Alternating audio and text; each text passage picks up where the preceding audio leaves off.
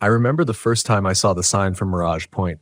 It didn't even look real, just a sun-faded plank of wood nailed to a rusted post at the edge of a two-lane desert road, the kind of road that seems to hum from heat alone. The letters had bled out from decades of exposure, warped by dust storms and sunlight, but somehow I could still make out the words, Mirage Point Campground, open year-round. My name's Evan Pierce, 34, and I've spent most of my free time the last few years traveling across the American Southwest in a restored 1978 Volkswagen Westfalia. I bought it after my father passed away, a kind of therapy on wheels. He was a long-haul driver, and growing up, he always said, "The desert will tell you who you really are." I didn't know what that meant until I started camping alone. Out there where silence feels heavier than sound, you start hearing yourself more clearly. And sometimes that's not a good thing. That afternoon, the air was shimmering hard, bending the horizon like liquid glass. I had been driving west from Quartzsite for hours, looking for a primitive site that didn't show up on any of the park maps. My GPS had lost signal miles back, but the old Rand McNally atlas I kept in the glove box marked a spot called Mirage Point. No online record, no reviews, nothing but a small black dot beside a wash labeled Dry River Gulch. That kind of mystery pulls me in every time. When I turned off the highway, the road narrowed to a washboard gravel path lined with cholla and brittle sage. The sun dropped behind the jagged peaks to the south, and shadows stretched like cracks across the desert floor. Dust trailed behind my van like smoke, and for the first time that day, I started to feel the temperature fall. It wasn't peaceful. It was the kind of cooling that feels like something's holding its breath. The road led into a shallow basin surrounded by low sandstone ridges. I expected to find a sign, a fence, some kind of marker, but there was nothing. Just a faded asphalt loop half swallowed by sand and a few rotted picnic tables sinking into the dust. The silence was total. Even the crickets and wind seemed to have gone elsewhere. My headlights caught the glint of something reflective, an old aluminum sign fallen over near a cluster of dead mesquite trees. I got out, brushing the sweat and grit off my neck, and read what was left of the letters. Mirage Point Campground, Estade 1971, closed to public. That last part was painted over in red, almost angrily, but the paint had peeled back so the words still bled through. I should have turned around right there. But I didn't. I parked in the loop and stepped out into the dry hush. The air felt wrong, heavy and still, the kind that makes your ears ring. The silence in the desert can be strange sometimes, like it's listening back. I walked to the edge of the camp where the cracked pavement ended and the sand took over.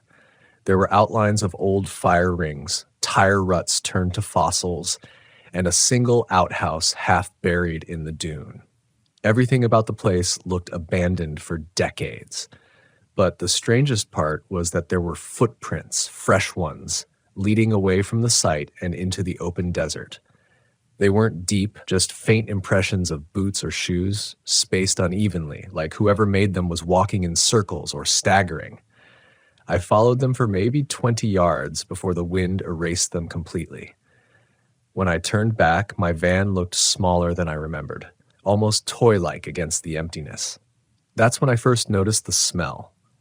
It was faint, like warm metal and something burnt. I thought it was the van's engine at first. Overheating oil, maybe? But when I walked closer, the smell got stronger away from the vehicle, drifting from the basin toward the ridge. I felt this strange urge to see where it came from, not out of fear, but curiosity, that blind curiosity that gets people lost. I grabbed my flashlight and started walking toward the ridge. The sand crunched under my boots, each step echoing farther than it should have. About halfway there, I noticed the light seemed weaker than it should be. The beam faded in and out, flickering across the stones like something was interfering with it. I checked the batteries. They were fine. When I looked up, I saw it, a faint shimmer above the ridge, like heat distortion, even though the temperature had dropped.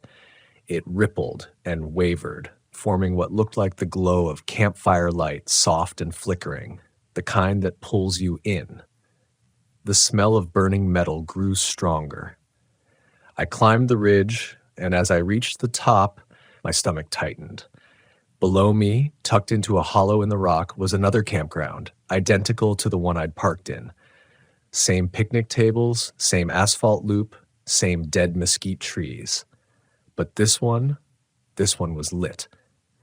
Lanterns glowed faintly around the loop, and in the middle a small fire burned, throwing light against the sand.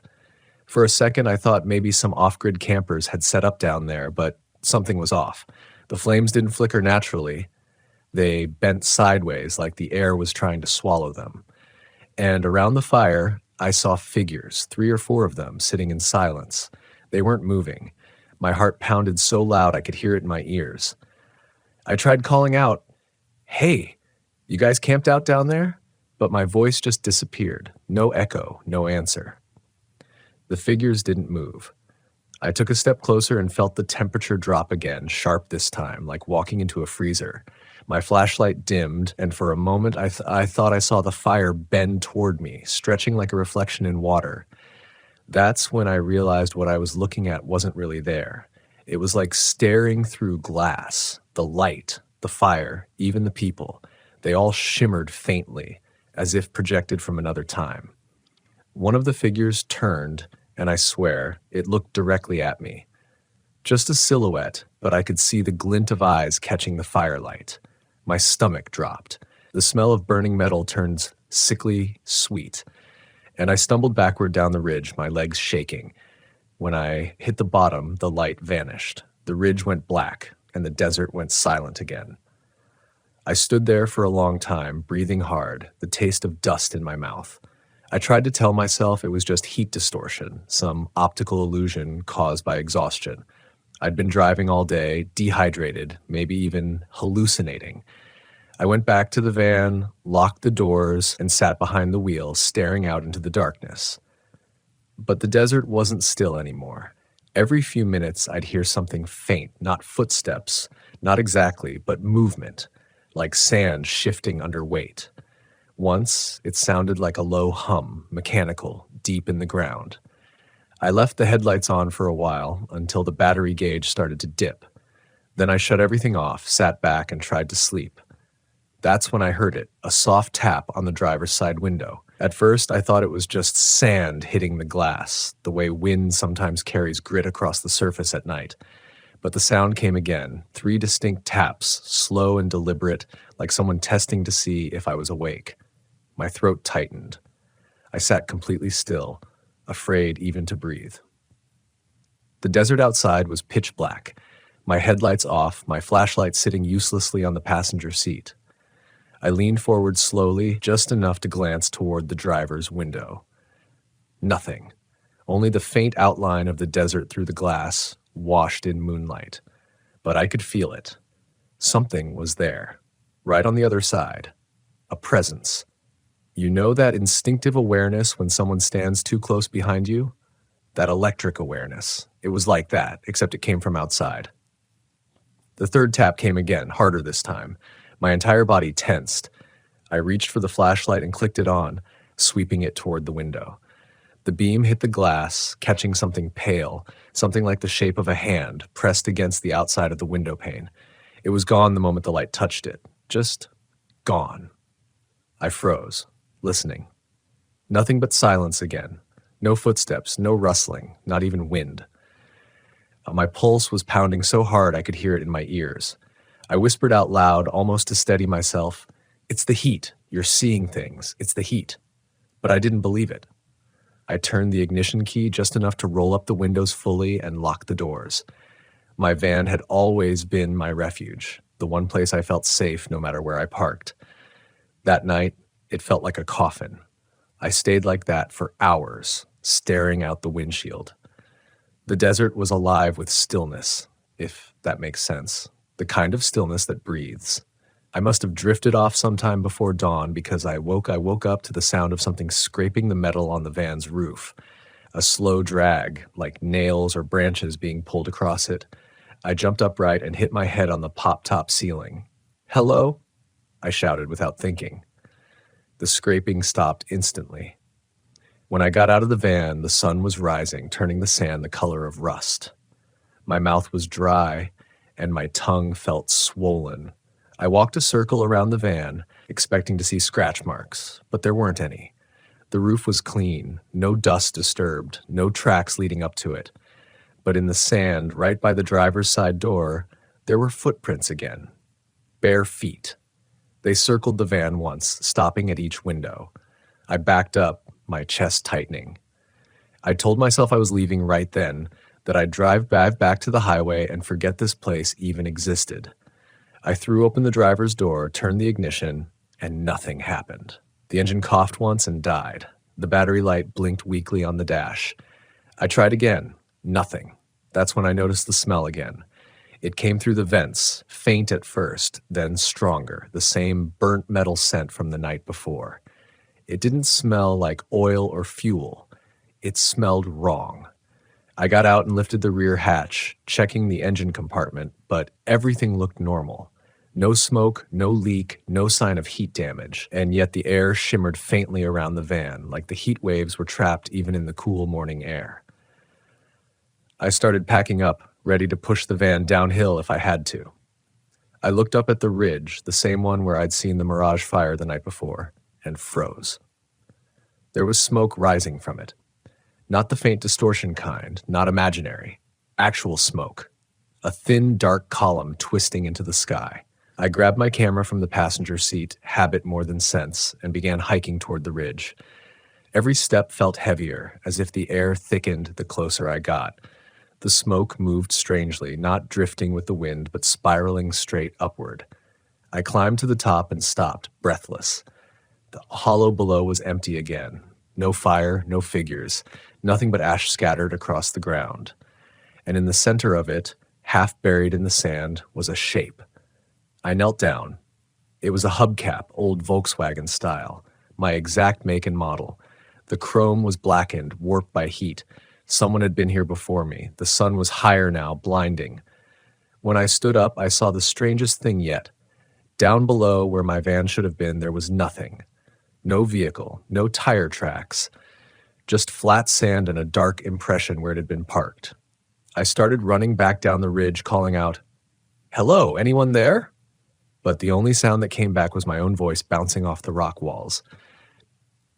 When I reached the basin, the van was there again, exactly where I'd left it. But something about the color seemed off, like the green paint had faded overnight. The license plate looked older, too. Rusted around the edges. My head spun. I touched the metal. It was ice cold, even in the heat.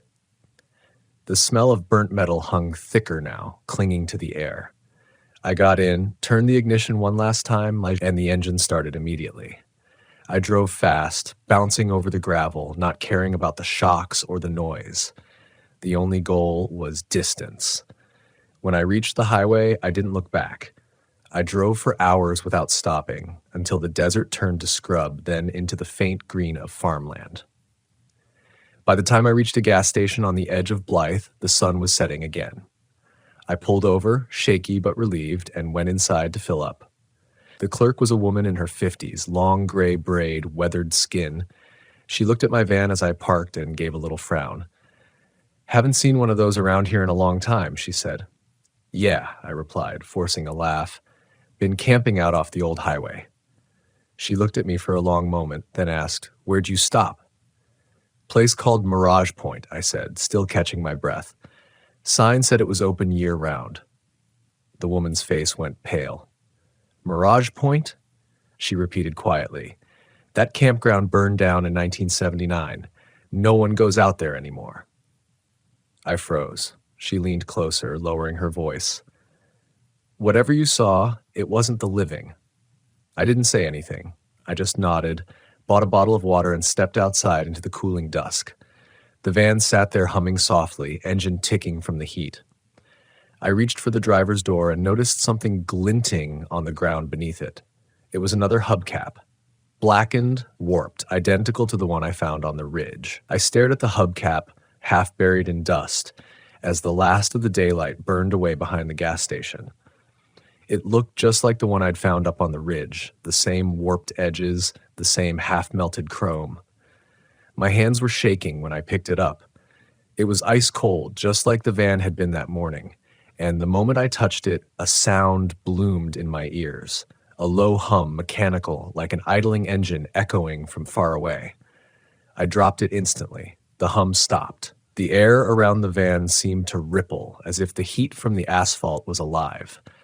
I crouched down to look under it, half expecting to see smoke or a leak, but there was nothing. No damage, no reason for that smell, which still clung faintly to the air, that metallic sweetness that shouldn't belong anywhere in the desert. I climbed back into the driver's seat and just sat there, gripping the steering wheel until my knuckles went white. I kept repeating the woman's words in my head, burned down in 1979. I turned on my phone, hoping for signal. The map app loaded slowly, blinking through static. When it finally found my location, I zoomed out, tracing the route I'd taken. The map showed the old desert highway, the dirt turnoff, the ridges, but the name Mirage Point wasn't there. Not even as a ruin or a landmark, just blank space. I zoomed in again, desperate, and that's when I saw it. The screen flickered once, and for a fraction of a second, a label appeared where the basin had been. Mirage Point Campground, closed. Then it vanished. The map went white. I dropped the phone on the passenger seat and started the engine again. The van coughed, then settled into that slow, uneven rhythm unique to old Volkswagens, the sound that had always been my comfort on the road. But that night it didn't feel comforting. It felt wrong, off-tempo, like it wasn't just an engine running, but something else breathing in sync with me. I pulled onto the highway, driving east this time, back toward the lights of the nearest town. The stars began to rise, the sky a deep cobalt dome stretching endlessly overhead. The road ahead shimmered, heat still bleeding off the pavement. And then, for a split second, I saw headlights behind me. Another vehicle. I thought maybe someone else had pulled off the highway earlier, maybe another camper. But when I checked my mirrors again, the lights were gone. 5 minutes later, they appeared again, closer this time. I felt my pulse spike. I pushed the gas pedal harder, though the van wasn't built for speed. The headlights followed, keeping perfect distance. I could make out a faint shape now. A rounded front, a flat windshield. My heart sank. It looked like another Volkswagen, same model, same year. I slowed slightly, hoping whoever it was would pass me. The road was empty except for us, and the silence pressed down between the hum of engines. But when I pulled to the side to let them overtake, the lights behind me vanished again. I stopped completely, rolled down the window, and listened. Nothing. Only the whisper of wind through the desert brush. I sat there for a long time, the engine idling. Then from somewhere behind me, faint, distant, came the sound of a horn. 2 short blasts, friendly, almost cheerful. It was the same horn sound my van made. I floored it. I don't know how long I drove. Could have been an hour, could have been half the night. The highway twisted through canyons and dry riverbeds, the darkness alive with mirages that shimmered just out of reach. I tried not to look at them, tried not to see the flickers of firelight that kept appearing on the distant ridges, or the faint glow of lanterns that winked out as soon as I focused on them. When I finally saw the sign for a rest stop, I pulled in.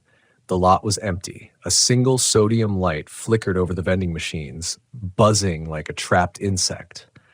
I parked beneath it and turned off the engine, sitting in the half-light, my mind spinning between exhaustion and disbelief. When I got out, I noticed something new. The dust on the back of my van, the layer that usually built up after long desert drives, was gone. Completely gone, like the vehicle had been washed. Except for one thing. Drawn across the back window, traced with a finger, were 3 words, "You came back." I stumbled backward, my chest tightening. My flashlight trembled in my hand as I swept it around the lot. Empty. Not a single car, not a sound but the buzzing light. My first instinct was to wipe the words away, but I couldn't bring myself to touch them.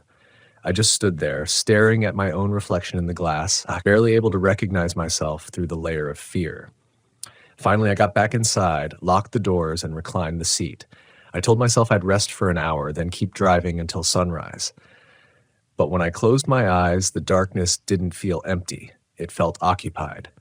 The hum was back, faint, mechanical, somewhere deep inside the van. At first, I thought it was just the fan or a loose belt, but then it started syncing with my breathing. Every inhale, it grew louder. Every exhale, it softened, like something learning how to breathe with me. When I opened my eyes again, the windows were fogged, and on the inside of the windshield, written through the mist, was a shape, a handprint. I turned the key immediately, the engine catching on the first try. I pulled back onto the highway and didn't stop until I hit the state line. But here's the thing. When I got home the next day, bone-tired and ready to collapse, I checked the photos on my camera, the ones I'd taken at Mirage Point. Every single one was corrupted, except one. It was the shot I took from the ridge, the hollow below, empty and lifeless. Only now there was something new in the photo. A figure standing beside my van, its outline blurry but unmistakably human. And beneath it in the sand, half buried but shining faintly, was a hubcap. I zoomed in on that photo again and again until the pixels bled into one another. The figure's shape refused to resolve clearly. It hovered between shadow and human form, as if the camera had caught something it wasn't built to interpret. But it was there, right beside my van, hand on the door, staring straight toward the ridge where I'd stood. The timestamp said 2:43 a.m. I hadn't taken any photos after sundown. I sat there at my kitchen table for what felt like an hour, the morning light pouring through the blinds, cutting across the lens of my laptop. The desert still clung to me. That smell of iron and heat, the kind that sticks to the inside of your nose. I could still feel the hum somewhere deep in my bones. I shut the laptop, stood up, and walked outside just to breathe. The van was parked in the driveway. From a distance, it looked fine. Ordinary. But when I got closer, I noticed it. A faint scorch mark curling along the bottom edge of the rear panel, right where the engine sat. The metal felt cool, yet when I pressed my palm against it, it pulsed faintly, like the heartbeat of something sleeping. For the first time since I'd started camping, I felt afraid of the thing that had always been my shelter. I told myself I needed sleep, that everything would make sense after rest. But that night, when I lay in bed, I kept hearing the creak of metal, faint, rhythmic, coming from the driveway, like weight shifting back and forth inside the van. I didn't move, didn't breathe, just listened.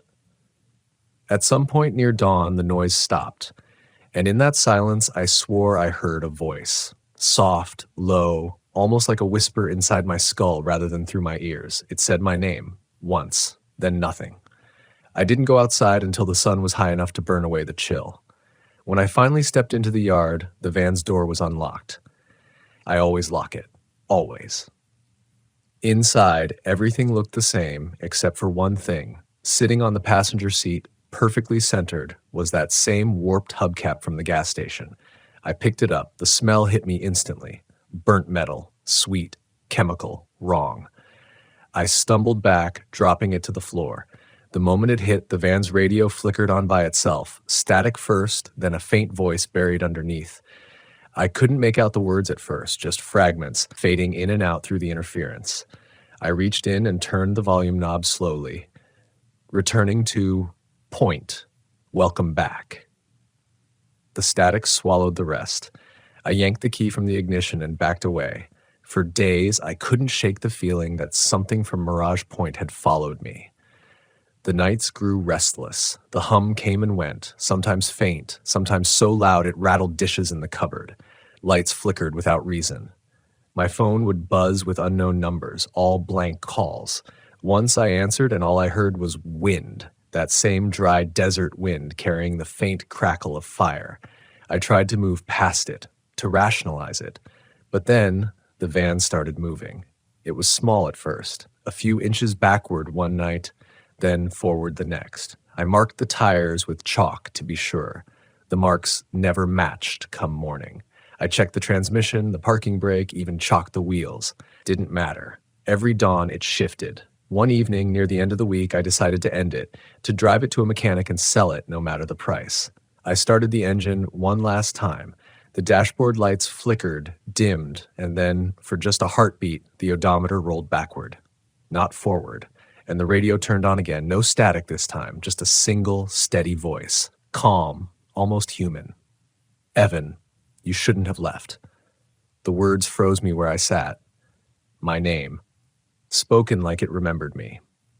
The radio clicked off by itself. I didn't drive it to the mechanic. I didn't even take the keys out. I left the van where it was, engine idling until the tank ran dry and the sound faded to silence.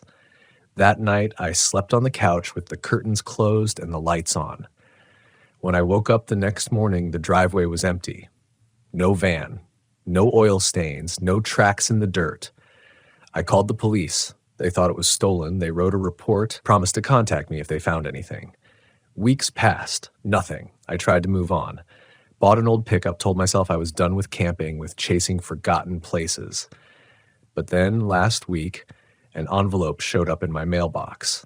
No return address. Inside was a single photo, grainy, sun-faded, edges burnt. It was my van, parked in that same hollow basin at Mirage Point. Lanterns burning around it, figures sitting by the fire, and this time, one of them wasn't just looking at the camera. He was standing beside the van door, hand resting on the handle. My face, my clothes, me, staring straight into the lens. I dropped the photo, and when I bent to pick it up, I saw writing on the back, handwritten in black ink. The desert remembers who it owns. I don't camp anymore. I don't drive past the old highways, but sometimes late at night, when the world's quiet, I hear that hum again, faint, far off, like an old Volkswagen idling just beyond the horizon, waiting for me to come back. And sometimes when the wind shifts just right, it carries the smell of burnt metal. That's when I know Mirage Point is still out there. Waiting. The first time I saw the reflection move, I thought it was the sunset playing tricks on me. My name's Evan Clark, and that evening I was parked alone off Highway 101, just north of a little coastal town called Jenner, California. I'd been driving my old Winnebago for most of the day, trying to outrun something that didn't have a name yet. The ocean had that gray, steely color it gets before dusk, and the wind pressed hard against the RV, moaning through every seal and vent. I'd been living out of that rig for 3 months by then, half freedom, half exile. I told people I was taking time off work, traveling, chasing inspiration. The truth was simpler and sadder. I just couldn't sleep in the house anymore. Not since Leah died. The road was narrow, with cliffs dropping straight into the sea.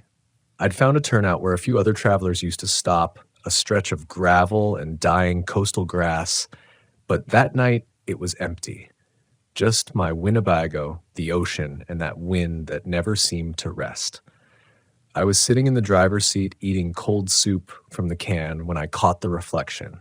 Not in the mirror, no, it was in the passenger side window.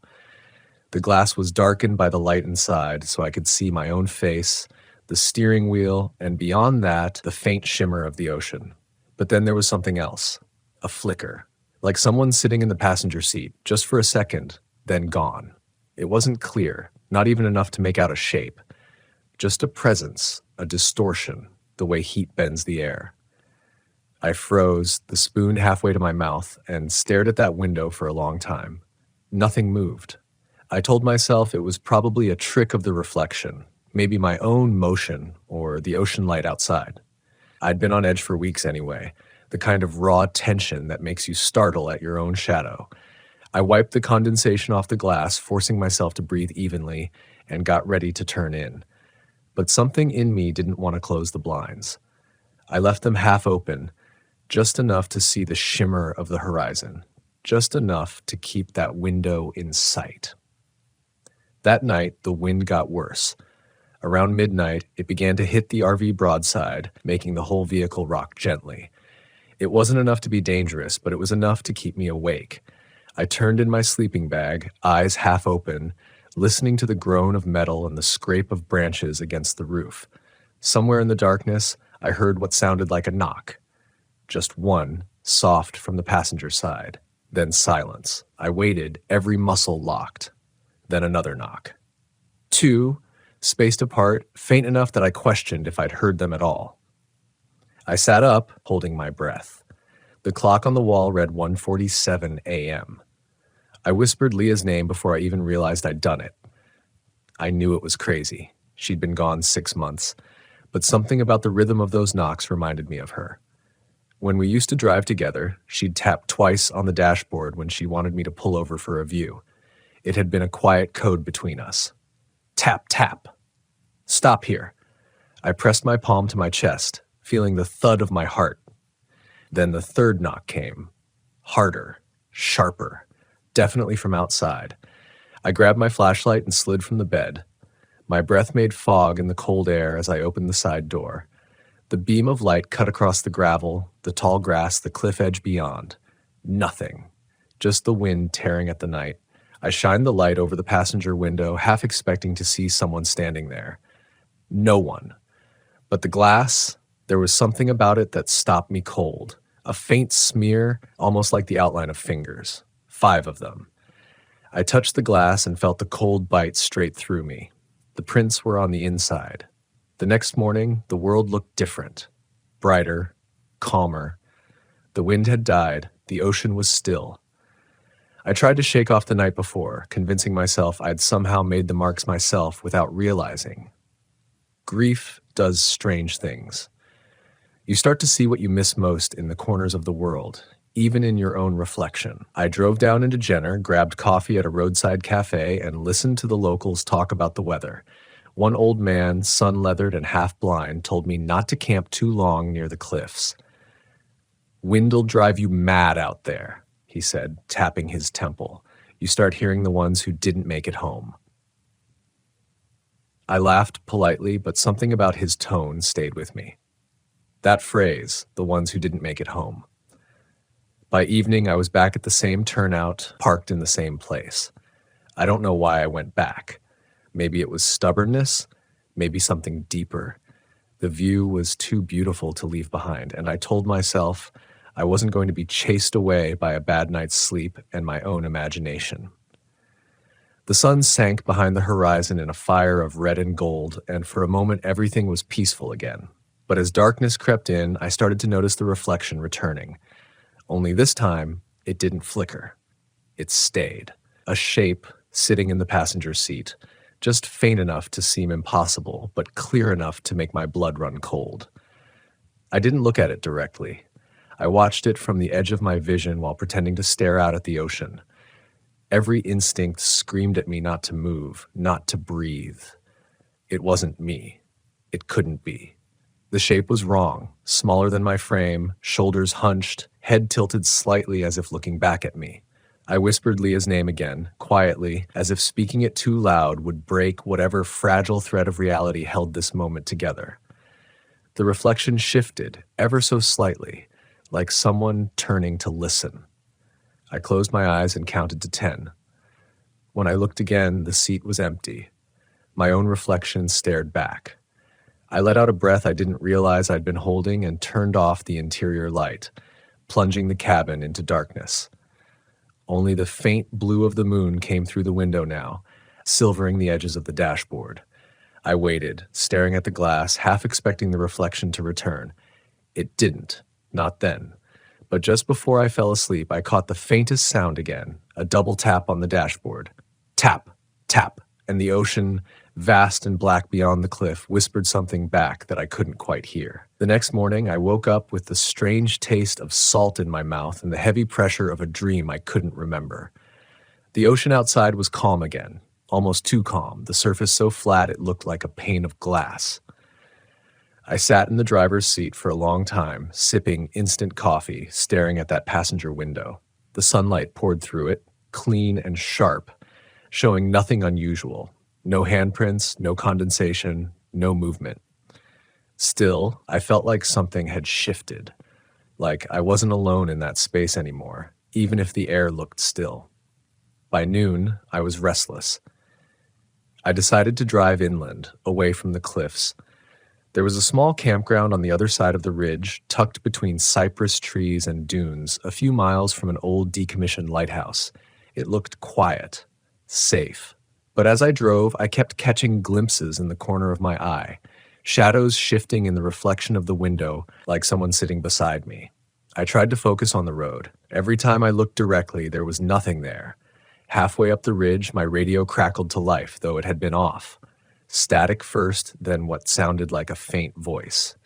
I turned the dial, thinking maybe it had picked up a CB channel or a weather broadcast, but the words, if they were words, seemed wrong. Stretched, drawn out, a whisper that sounded like it was trapped inside metal. I leaned closer, trying to catch it, when the reflection in the window moved again. This time it was clearer. Someone sitting upright, face turned toward the windshield, hair falling forward just enough that I couldn't see the eyes. I hit the brakes hard, the RV jerking to a stop in the gravel. The reflection vanished. For a long minute, I just sat there with the engine idling. My pulse was thudding in my throat. I forced myself to turn and look at the passenger seat. It was empty. I turned off the engine and opened the window to breathe. But the air smelled different, wet and metallic like rust or old pennies. The kind of scent that doesn't belong near the ocean. I wiped my face and laughed a little, just to hear something human in the space. "You're losing it, Evan," I said out loud.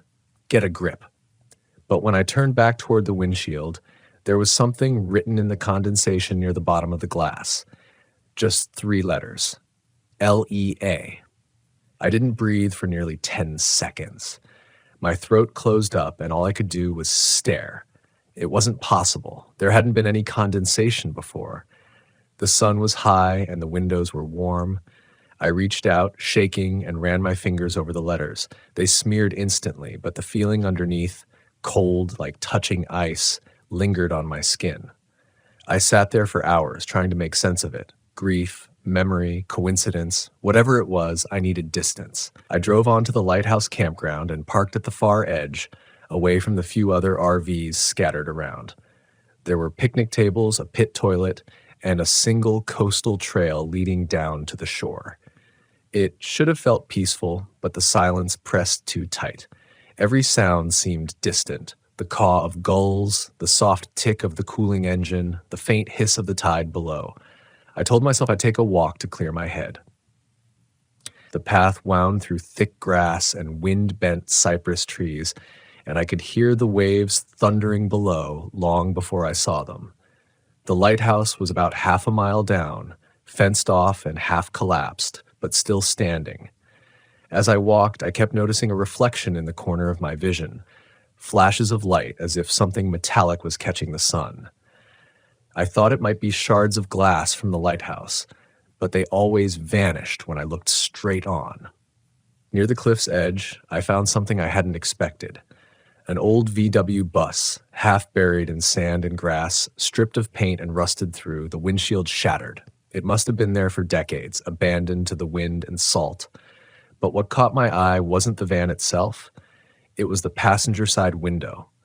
The glass was still intact, though fogged white from inside, and in it, I saw my reflection perfectly. Perfectly, except for one thing. There was another reflection beside me, sitting in the passenger seat of that empty van, a woman's outline, hair brushing her shoulder, looking out to sea. I stumbled back, my heel slipping in the sand. When I looked again, the glass was blank, just empty fog. My heart hammered so loud I could hear it in my ears. I stepped closer, pressed my palm to the window, and the chill bit into my skin again. I didn't want to say it out loud, but I did anyway. "Leah?" Nothing. Just the wind pushing through the grass. I walked back to the RV fast, every instinct screaming at me to get inside and lock the doors. The sky was darkening by the time I got back, the sun sinking low and throwing red light across the windshield. I sat in the driver's seat, staring at the passenger side. That's when I saw it again, the faint outline in the glass. Not outside, not inside. Just there. As if the reflection itself was alive, suspended in the window between two worlds.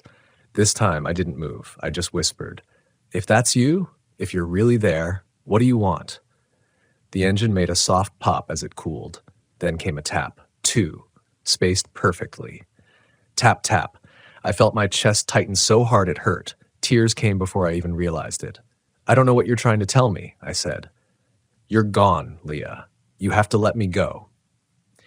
The reflection tilted its head slightly, and for a moment I thought I saw her mouth move. But the sound that came next wasn't words. It was a long, low groan from the ocean below, like the tide had swallowed something vast. The whole RV shuddered, and when I blinked, the reflection was gone. The window was just a window again. But from that night on, I couldn't look at the passenger side without seeing something waiting in it.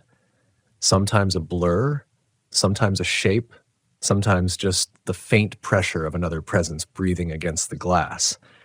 And I started to wonder if maybe Leah wasn't haunting me out of malice or grief, but out of memory. Maybe she wasn't stuck there at all. Maybe I was. That night, the rain came in heavy bursts, hammering against the roof of the RV until it drowned out almost everything else. I tried to tell myself the sound was comforting, that it meant the world outside was too full of life for anything ghostly to linger, but I didn't believe it. The wipers dragged across the windshield with a tired rhythm, and each time lightning flashed, I caught the same faint distortion in the passenger window. Not a face this time, just a smear of light, like someone breathing too close to the glass. I couldn't keep pretending anymore. I grabbed my flashlight and drove down to the ranger station I'd passed earlier that day. It was barely visible in the rain, just a square of dim yellow light through the trees. A sign on the gate read, "Closed for season," but the door was unlocked. Inside, the air smelled of damp wood and coffee gone stale.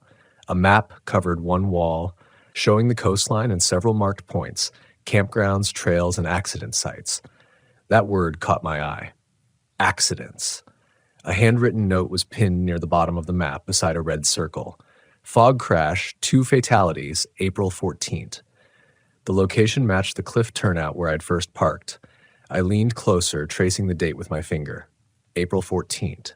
Leah had died April 14th. Not in a crash, at least not one anyone ever found. Her car had gone missing on a stretch of highway south of here. For months, the police said she'd likely gone off the road into the sea. They never found the wreck. My stomach turned. I stepped back from the map, realizing my hands were shaking. On the desk nearby lay a stack of weather logs. The top page dated the week she disappeared. In the margin, someone had scrawled a note. High surf. Coastal erosion worsening. Recommend closing northern overlook turnout. I knew exactly which overlook that was. The one where I'd parked the night I first saw her reflection. I left the station as thunder rolled across the cliffs. My flashlight beam flickered through the rain, catching droplets that seemed to hang in the air like static. Every gust of wind felt like it was pushing me back toward the RV, as if the night itself didn't want me wandering too far from what was coming. When I climbed back inside, the smell hit me first: seaweed and wet metal. The cabin lights flickered. The passenger window was fogged over completely, and in the mist, a single line was drawn with a fingertip. Look, I froze. The letters began to blur as the condensation thickened, like they were melting away. My chest tightened with a cold electric fear that wasn't quite terror anymore. It was something closer to knowing. I turned slowly toward the windshield. The rain had stopped. The world outside was silver with moonlight, the kind that makes everything shimmer like it's underwater. And that's when I saw it. Something glinting near the cliff's edge, maybe 20 yards from where I'd parked. I opened the door, stepped out into the wet grass, and followed the light. The ground was slick, the wind biting at my face, and I could hear the ocean breaking below, harder than before. When I reached the edge, I saw the light's source. A small piece of glass, half buried in mud. It was a side mirror, old, rusted, and streaked with salt. I turned it over, brushing away the dirt, and saw a logo faintly etched into the frame. Volkswagen. My heart nearly stopped. Leah's van had been a blue '79 Volkswagen Westphalia. I used to tease her about how much she loved that thing, how she'd rather camp in it than any hotel. I looked back toward the ocean and realized the cliff here had collapsed in sections, fresh breaks in the soil, jagged lines where the earth had fallen away. If her van had gone off this road, it would have been right here. Lightning cracked across the sky, and for a split second I saw something below, a glint of metal between the waves, half hidden by rock and seaweed. The outline was unmistakable. A roof, a curved frame, a door half open and swinging with the tide. The ocean roared louder, pulling at the debris like it wanted to bury it again. I stumbled back, breath tearing from my lungs. I wanted to believe it was a trick of light or my guilt finally boiling over, but I knew better. Leah's van was down there. It had been all along. When I got back inside the RV, I was soaked and shaking. I sat in the driver's seat, dripping water onto the floor, staring at the passenger window. For the first time, there was no reflection at all, not even mine. The glass was perfectly clear, showing only the storm-lit sea beyond. I whispered her name again, quieter this time, not out of fear but something else. Leah, I found you. The window fogged slowly, as if someone was leaning close from the other side. A faint shape took form in the glass, her outline, just as I remembered, shoulders narrow, head tilted, watching me. Then, almost imperceptibly, she smiled. I felt tears run hot down my face. I rested my palm against the glass, and for a moment, it wasn't cold anymore. It was warm, faint, but real. The light flickered once overhead, then steadied.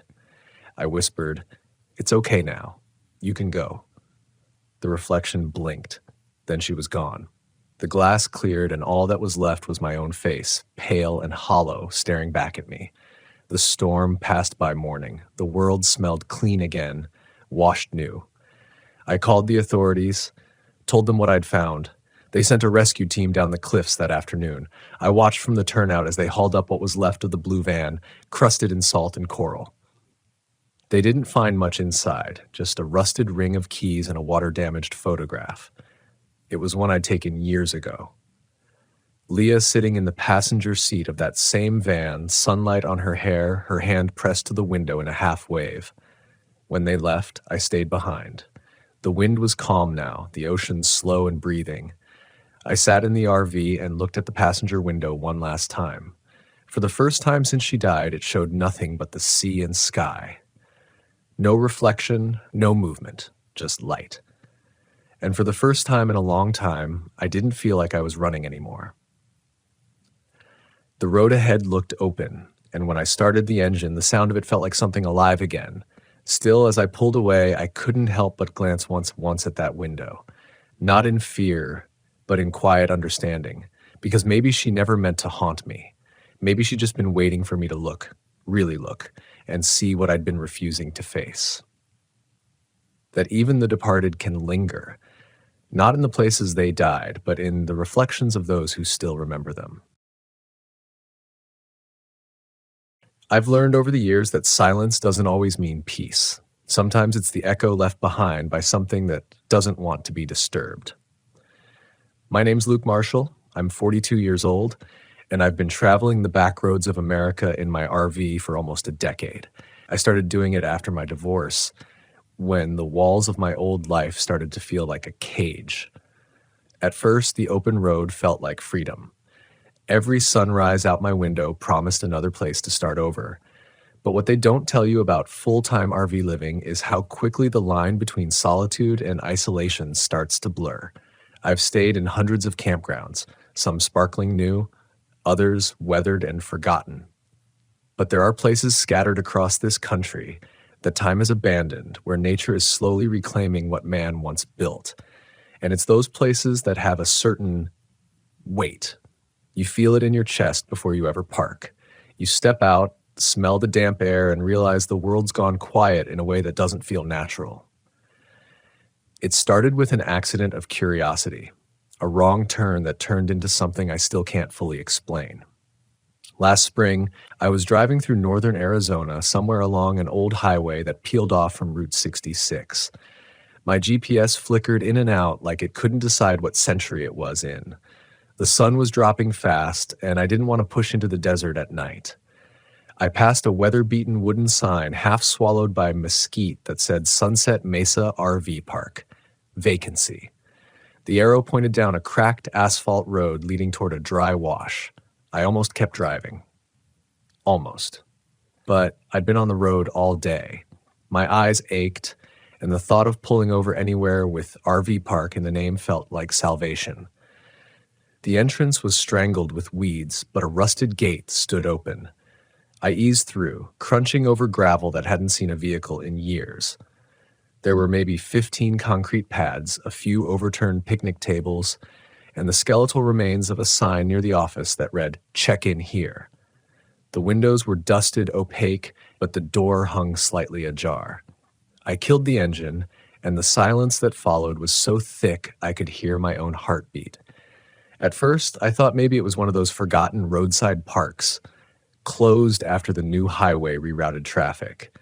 But something about it didn't add up. The place wasn't just old, it was frozen. There were still ashtrays sitting on picnic tables. A faded string of Christmas lights hung from a post, one bulb swaying in the wind like someone had left in a hurry. I remember thinking, maybe I should leave. But my fuel was low, and the nearest town was 30 miles behind me.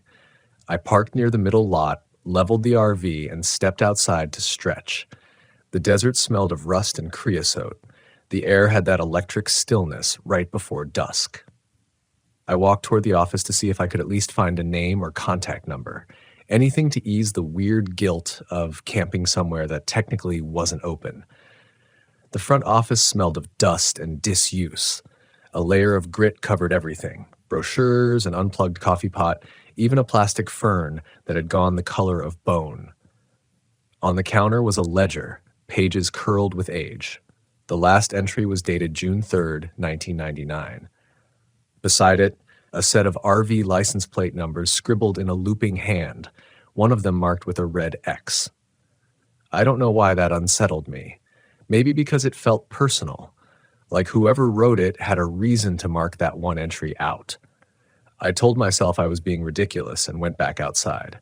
The sun had dipped below the hills, and a cold wind picked up across the park. The flagpole at the entrance whined against its metal clips. My own RV door creaked as it shifted in the breeze.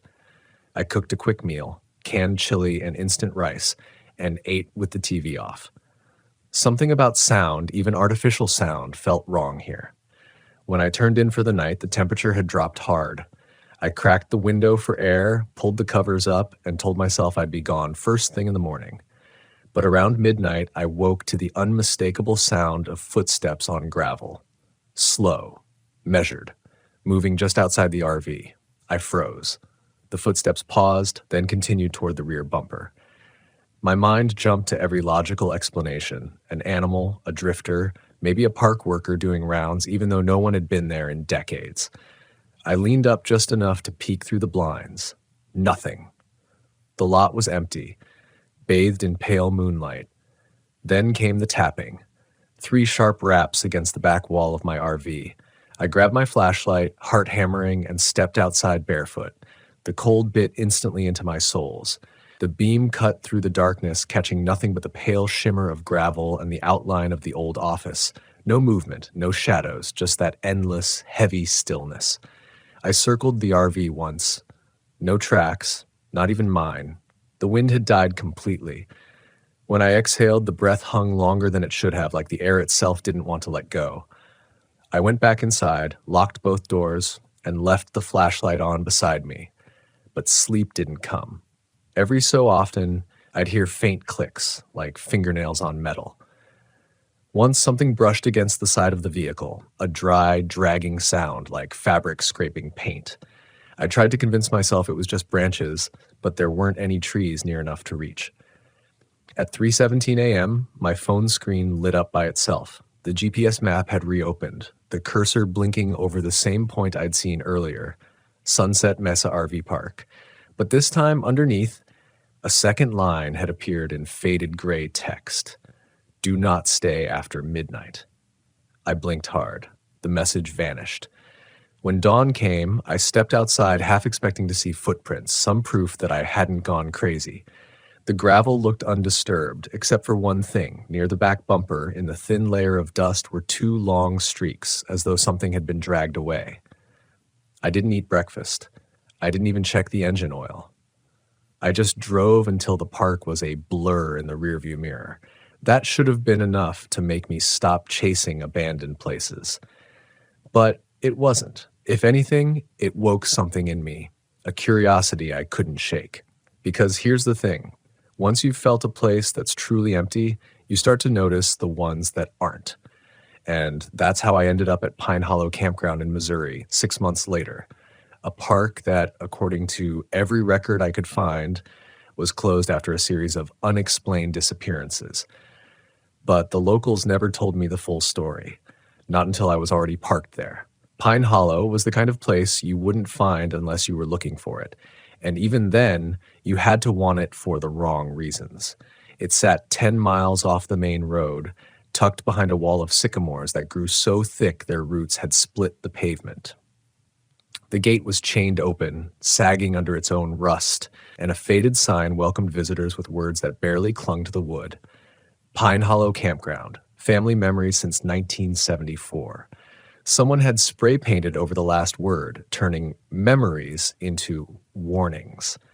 By then, I had convinced myself that the Arizona experience had been a one-off, just exhaustion, imagination, the byproduct of too many lonely nights on the road. So when a storm started brewing over the Ozarks that afternoon, I thought, why not? Shelter was shelter, and the place was already on my map.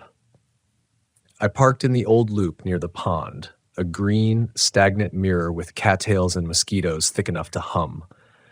My tires sank slightly into the soft earth, and the air carried that metallic tang of rain and algae. As the light dimmed under bruised clouds, I stepped out and stretched my legs. The forest around the campground felt swollen with moisture, like it was breathing. Somewhere in the distance, a tree cracked under wind. I glanced toward the pond and caught a ripple that didn't match the wind's rhythm. Something small, maybe a frog or a fish, slipped beneath the surface, leaving behind concentric rings that drifted lazily outward. There were 12 sites arranged in a semicircle, each with a decaying post numbered in flaking white paint. I chose number 8.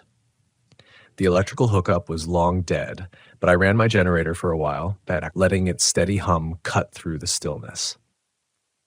Inside, I brewed coffee and opened my laptop to look up more about Pine Hollow. The first article that came up was from a local paper dated 2006, 3 campers missing, park shuts down. The details were vague. No evidence of foul play, just 3 separate disappearances over 3 summers. Same time of year, no bodies found. The only quote from an official read, "Nature reclaims what we abandon." I remember leaning back in my chair, rereading that line. Outside, the rain started, a gentle tapping that soon became a downpour. It beat against the RV roof in erratic rhythms, sometimes soft, sometimes pounding, almost like it was adjusting to my breathing. I tried to ignore it, but that sound began to blend into something else, faint, hollow knocking from the rear storage compartment. I muted the TV. The noise came again, rhythmic now, as though something inside was shifting with purpose. I grabbed a flashlight and stepped outside into the storm. The cold rain hit like needles, soaking me before I even rounded the RV. The beam caught on the edge of the storage latch, rattling slightly in the wind. I crouched, checked it. It was locked tight. No animals, no movement. But then, from somewhere across the lot, I heard the faint creak of another RV door opening. I swung the light in that direction. The beam cut across the rain and caught the shape of an old Winnebago parked 2 sites over. One I hadn't noticed earlier. The door hung half open, swaying gently. Its windows were fogged from the inside, though there was no light, no sign of life.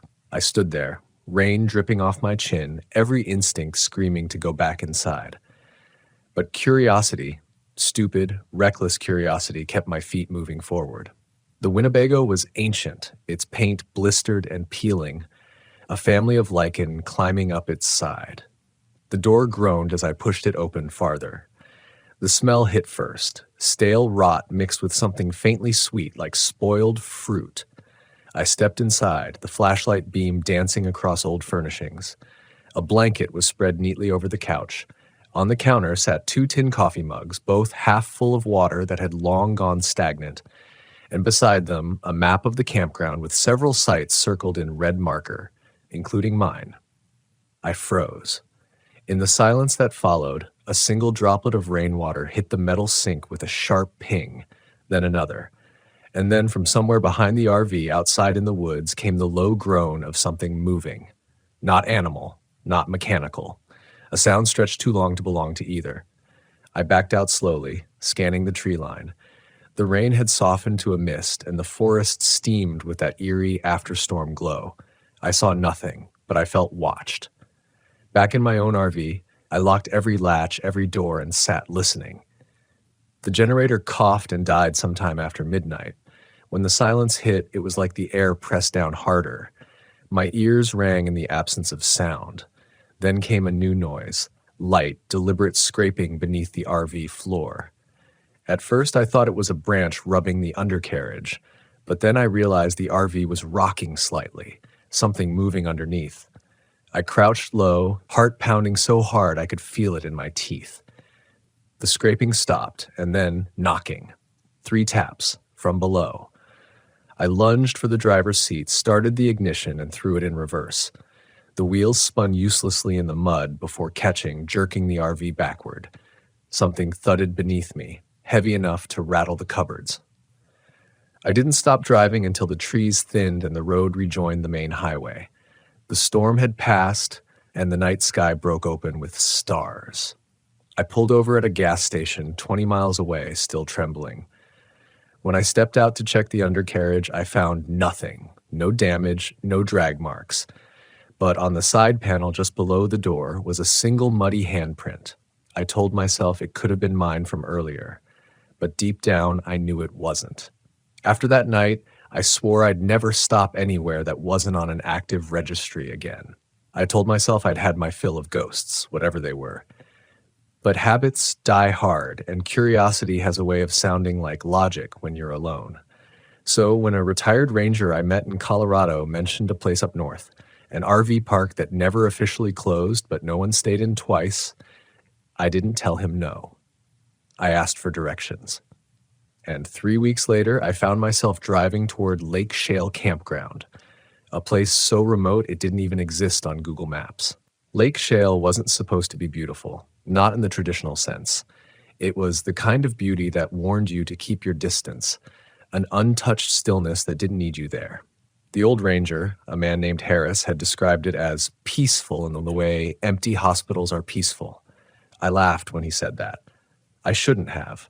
The road leading in was narrow, unmarked, and overgrown with pine needles that muffled the sound of my tires. My GPS lost signal 5 miles back, but the map Harris had sketched on a napkin was surprisingly accurate. When I reached the sign, half-collapsed, painted letters nearly erased by time, it read Lake Shale Recreation Area, established 1958. Beneath it, another smaller sign leaned in the weeds, closed for maintenance. That phrase again. Always maintenance. I rolled through the gate and found the place swallowed by forest. Pines pressed close on all sides, their branches whispering with the sound of dry rain. The lake itself glimmered through the trees, a slate-gray oval, perfectly still, reflecting the clouds like a mirror that didn't want to give anything back. I parked near what used to be the main loop, the sites sunken and cracked, their picnic tables devoured by moss. An old restroom building stood crooked at the hill's base, its doors hanging open like a mouth mid-breath. The first thing that struck me was the quiet. Even the birds were gone. I've spent enough nights in the wilderness to know that when nature goes silent, something's off. Still, I stepped out, camera in hand. I told myself this was research. I'd been writing blog posts lately about forgotten RV parks, trying to document what remained before nature erased them completely. Maybe in some small way, I was trying to justify my obsession, to turn it into work instead of addiction. The ground was soft with pine needles, and every step released the smell of damp wood. The air tasted faintly metallic, like lake water mixed with rust. I followed an old path down toward the shoreline, where a few docks still jutted out into the water. That's when I noticed something strange. There were footprints in the mud.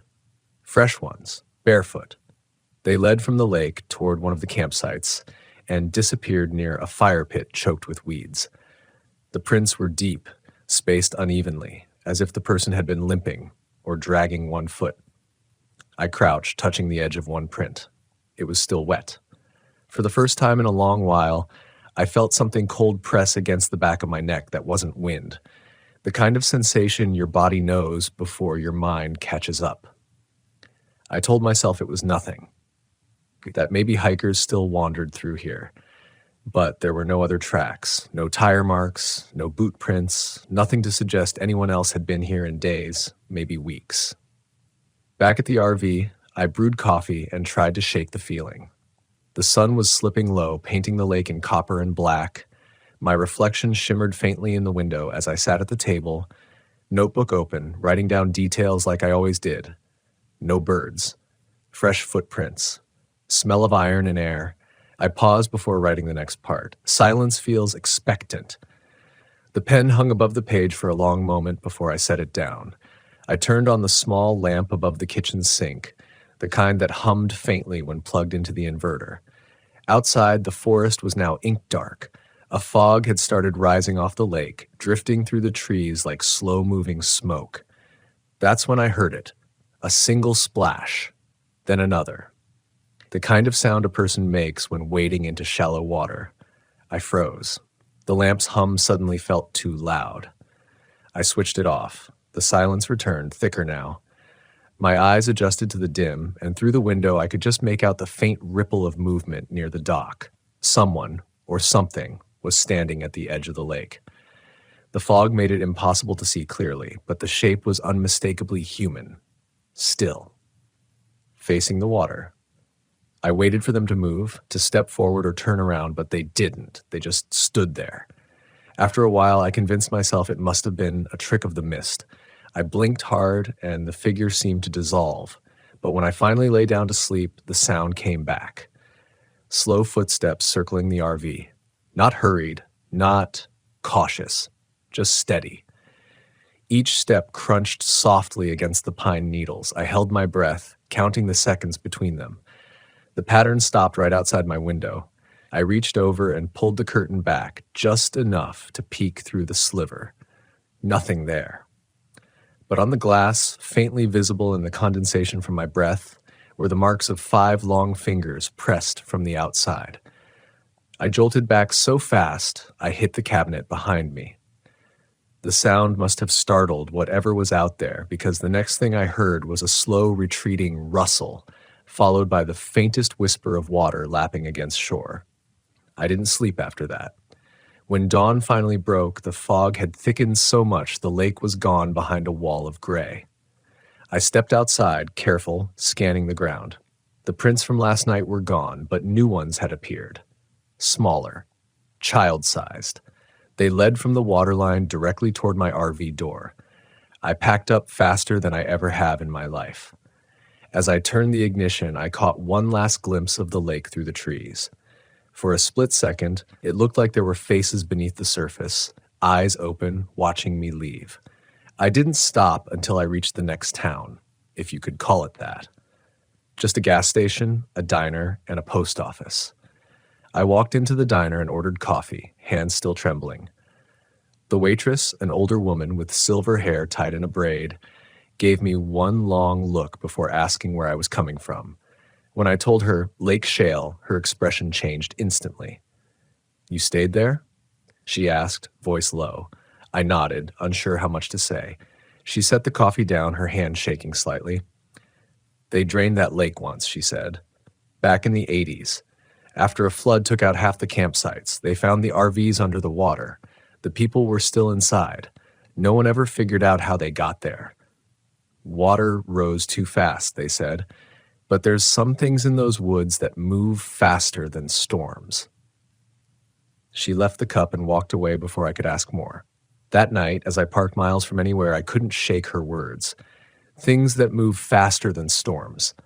I told myself I was done chasing these places. That whatever I'd been looking for, closure, thrill, understanding, it wasn't worth this. But you don't unsee things like that. You don't drive away from the dead and expect them not to follow, because sometimes they hitch a ride. It's strange the way silence can follow you. I used to think it belonged to a place, the empty lots, the overgrown trails, the waterlogged docks, but somewhere between Missouri and Montana, I realized it wasn't the parks that were haunted. It was me. After Lake Shale, the quiet took on a different weight. I could be parked at a modern, fully booked RV resort, kids playing two sites over, dogs barking, music spilling from someone's Bluetooth speaker, and still I'd hear it. The low humming kind of silence that lives behind sound, like a reminder, like something waiting to be noticed again. I tried to outrun it, drove through Idaho, Wyoming, Oregon, but no matter how far I went, that feeling tagged along, sitting somewhere just behind my ribs.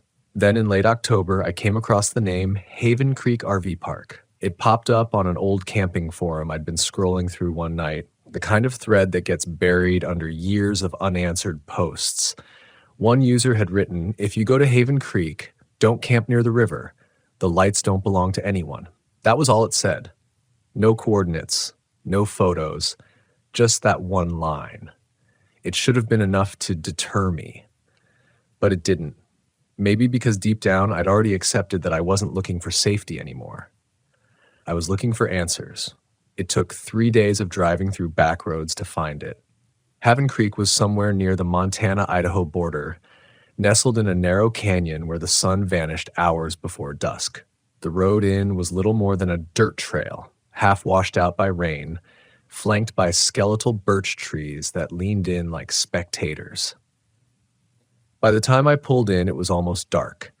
The campground sat in a shallow bowl of land, 20 or so sites spread around a central clearing where a rusted swing set still stood. The swings moved slightly, though the air was still. Beyond that, the river ran fast and low, a thin silver line cutting through the black pine. I stepped out into the chill and took a long breath. The smell of wet leaves and metal, the sound of the river faint but constant, like distant static. I told myself I'd just stay the night, record a few minutes of ambient audio for my blog. Leave before sunrise, but the moment I shut off the engine, I heard it again, the silence beneath everything. That night, I built a small fire outside, more for comfort than warmth. The flames flickered orange against the RV's side, painting shadows that bent and warped with each gust of wind. Somewhere across the river, an owl called. A clean, piercing note that broke the night open for a second. Then it stopped abruptly, as if cut off mid-call. The air around me thickened. The woods felt aware. I sat there, poking at the fire, when I noticed something in the periphery, a faint glimmer between the trees on the far side of the river. At first, I thought it was another camper's lantern, but it didn't move like a light should. It pulsed. Once, twice, then gone. I waited. 10 seconds. Nothing. Then, out of nowhere, 3 more pulses, slow, deliberate, almost like breathing. I turned off my flashlight, trying to let my eyes adjust. The reflection on the river made it look like the light was underwater, drifting closer to the bank. Every hair on my neck stood up. The campfire popped behind me, and for a second I thought I heard movement, soft footsteps in the leaves just beyond the edge of the light. I swung the flashlight toward the sound. Nothing there. Just trees, the river, and fog starting to creep low through the brush. That's when I heard the whisper. Not clear. Not words exactly. Just a voice shape, the rise and fall of syllables that didn't make sense, coming from the other side of the river. I stood there frozen, my breath shallow. The light across the water flickered once more, brighter now, reflecting off something pale in the fog. A face. It was only there for an instant, but it was enough. It wasn't glowing. The light came from below it, casting shadows that stretched upward, hollowing the eye sockets into dark pools. The mouth hung slightly open, as if caught mid-breath. Then the light vanished. The whispering stopped, and the woods went dead silent. I stumbled back toward the RV, nearly tripping over the fire ring. I slammed the door shut, locked it, and pulled the curtains tight. For hours, I sat at the small dinette table, staring at my reflection in the dark window. The river's rush had faded completely. Not slowed, stopped. When I finally dared to look again, it was just past 2 a.m. There were lights outside. Not one, several. Small, flickering, floating between the trees like fireflies, but moving too slow. Too deliberate. They drifted closer, one by one, crossing the river without disturbing the surface until they reached the edge of the campsite. I couldn't move. My hands were gripping the table so hard my knuckles ached. The lights gathered near the swing set. For a brief moment, they formed shapes, outlines of shoulders, heads, faces blurred by glow. Then they began to move in unison, swaying gently, back and forth, like they were imitating the swings. My throat went dry. I remember whispering out loud, "You're not real." The moment I said it, every light went out at once. A gust of air slammed against the RV, shaking it so hard the cupboards rattled. From somewhere deep outside came a long, drawn-out sound, like wind through a flute, but heavier. Wet, breathing, and then a knock. 1, 2, 3 on the side of the RV. I held perfectly still, counting my breaths. The knocks came again, this time lower, toward the wheel well. Something was touching the frame, moving slowly around to the door. Then came the whisper again. Closer, clearer. My name. I didn't remember ever saying it out loud in that place.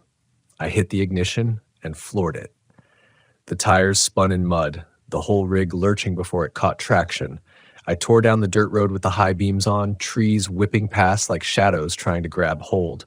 When I glanced in the mirror, I saw it, faint pinpricks of light chasing behind me, keeping pace through the trees. They followed until the forest thinned and the highway opened up, and then, just like that, they were gone. I drove until sunrise. When I finally pulled into a rest stop outside Coeur d'Alene, I stepped out on shaking legs. The morning air was cold and clean. I walked around the RV checking for damage, telling myself it was all just a storm of nerves and imagination. But on the side panel, right where the knocks had come from, was a perfect handprint burned into the paint. Not blackened, not dirty, just faintly discolored, like something hot had pressed there and left part of itself behind. For weeks after Haven Creek, I couldn't bring myself to drive at night. Every small sound, the creak of suspension, the click of cooling metal, felt like something alive crawling back toward me. I'd pull off before dusk, park in the open near other travelers, and keep the interior lights burning until sleep forced them dark. But silence has a way of finding you when it wants to. It was somewhere in South Dakota at a clean, well-lit RV park near Rapid City that I realized it wasn't about the place anymore. It was about the pattern. Each abandoned site I'd stayed at, Sunset Mesa, Pine Hollow, Lake Shale, Haven Creek, had left something behind.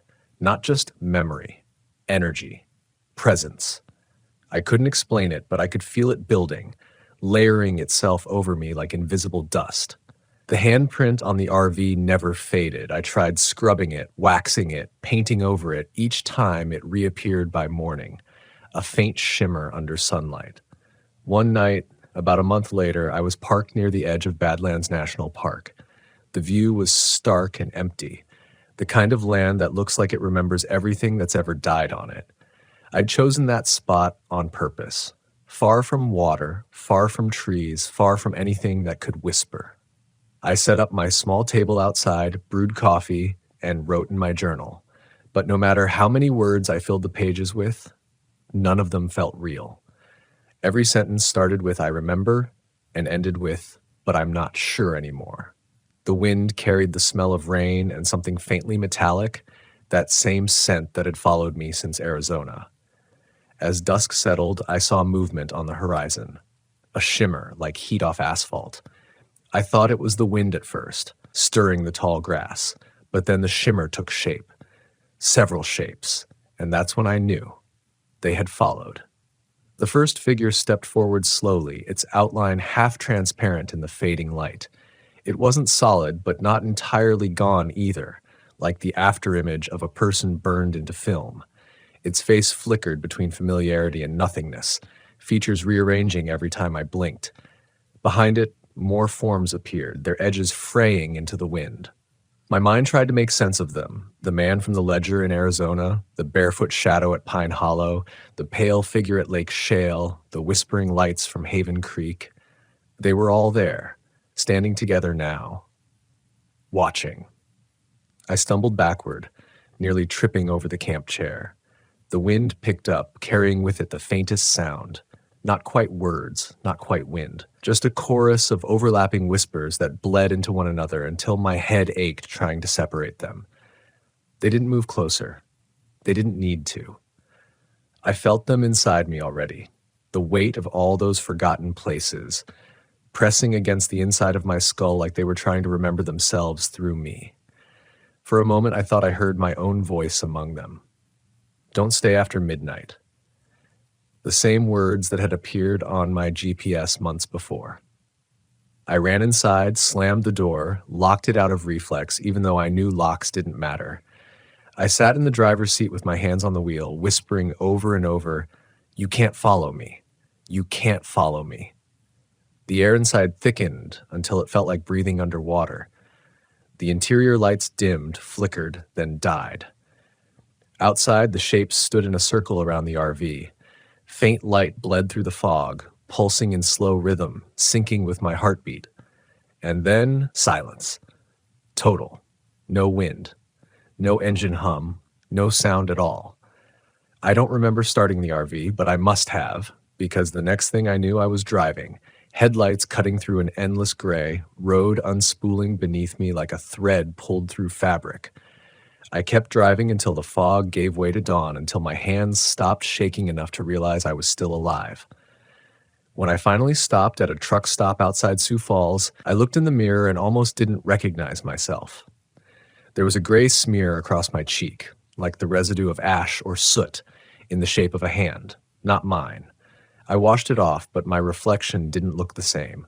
My eyes looked older, tired, haunted in a way that didn't come from fear, but from understanding. That morning, over black coffee and silence, I started piecing it together. Not the logic, but the meaning. Each abandoned park had been left behind for a reason. Floods, disappearances, accidents. But the truth felt older than that, buried beneath the paperwork and the excuses.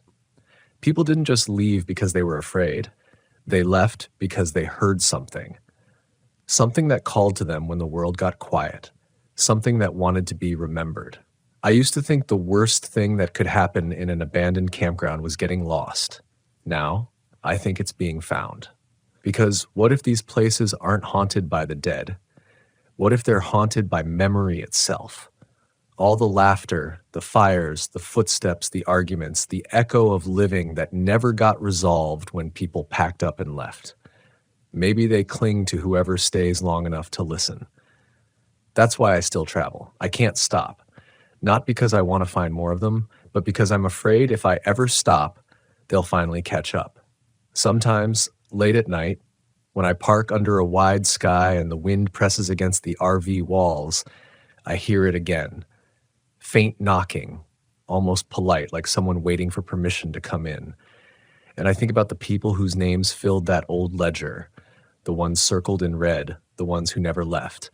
I think about how easy it is to disappear when you're always chasing what's already gone. There's a comfort in knowing that maybe they're not gone at all. Maybe they're just waiting for the next traveler who doesn't know when to turn back.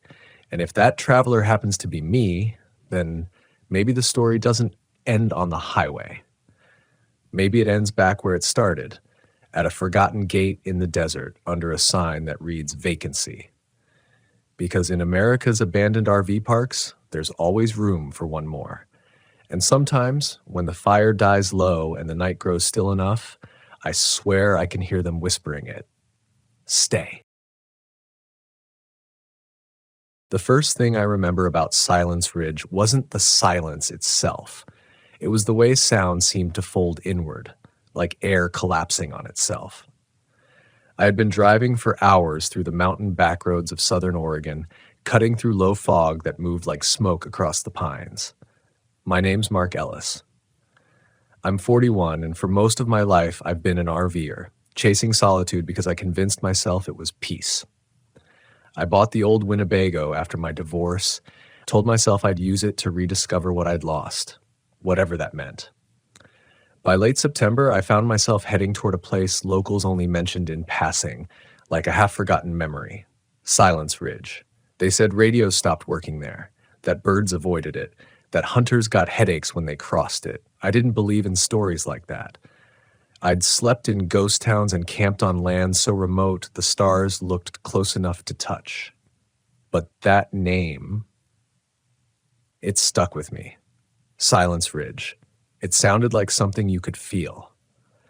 I took Highway 62 until the last gas station faded behind me, then followed a gravel road that twisted through thinning trees. Every mile deeper felt heavier somehow. I turned off my music after a while because it didn't sound right. The speakers gave off a faint static and every word came out warped, like the singer was underwater. When I shut it off, the quiet was thick. It was the kind of silence that doesn't let sound leave your mouth. Even the tires over gravel sounded muted. The air smelled faintly metallic, like when rain hits rust, and my hands tightened on the wheel without realizing it. I told myself I was just tired. That's what I do when something feels off. Rationalize it away until I can't anymore. By late afternoon, I found a clearing wide enough to park. The ridge was about half a mile higher, hidden by mist that moved in long sheets. I stepped out, stretched my legs, and noticed that even the crunch of pine needles was soft, almost cushioned. I couldn't hear the wind, though I could see it moving through the branches. It felt like the world was running on a lower volume than I was. When I called out, just to test a small "hey" to hear my own voice, it came back distorted, like I'd shouted through glass. That was when I first felt the nausea start. It wasn't sickness exactly, more like my body was reacting to something it couldn't process. My ears rang faintly, and I thought maybe the altitude was messing with me. I made coffee, sat in one of my folding chairs, and tried to let the stillness feel peaceful. But it didn't. It felt like something was watching to see how long I could sit in it. After sunset, the world dimmed fast. I could still see the outline of the ridge above, just a darker shape against the fog. I set up a lantern beside the RV and listened for the night sounds that usually come with camping. Insects, frogs, the creak of cooling metal. Nothing. The silence didn't just continue, it deepened. It was like every sound had been swallowed.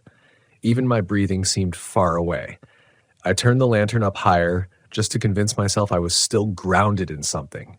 When I moved, I could hear my own clothes rub faintly against my skin, but even that sound felt wrong. Too close, too contained. I remember whispering something out loud, maybe to break the spell. "You're fine, it's just altitude." But hearing my own voice echo back with no direction, no origin, it froze me. There was no bounce off the trees, no spatial sense.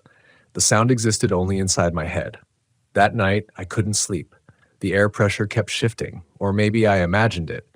Sometimes it felt heavy, pressing against my chest. Other times it thinned out, leaving me dizzy. Around midnight, I got up and opened the RV door to get some air. The fog had thickened so much it looked solid. I could barely see the hood of my rig. But there was something about it that didn't look natural. It didn't move like fog. It pulsed, slow and rhythmic, like a breath.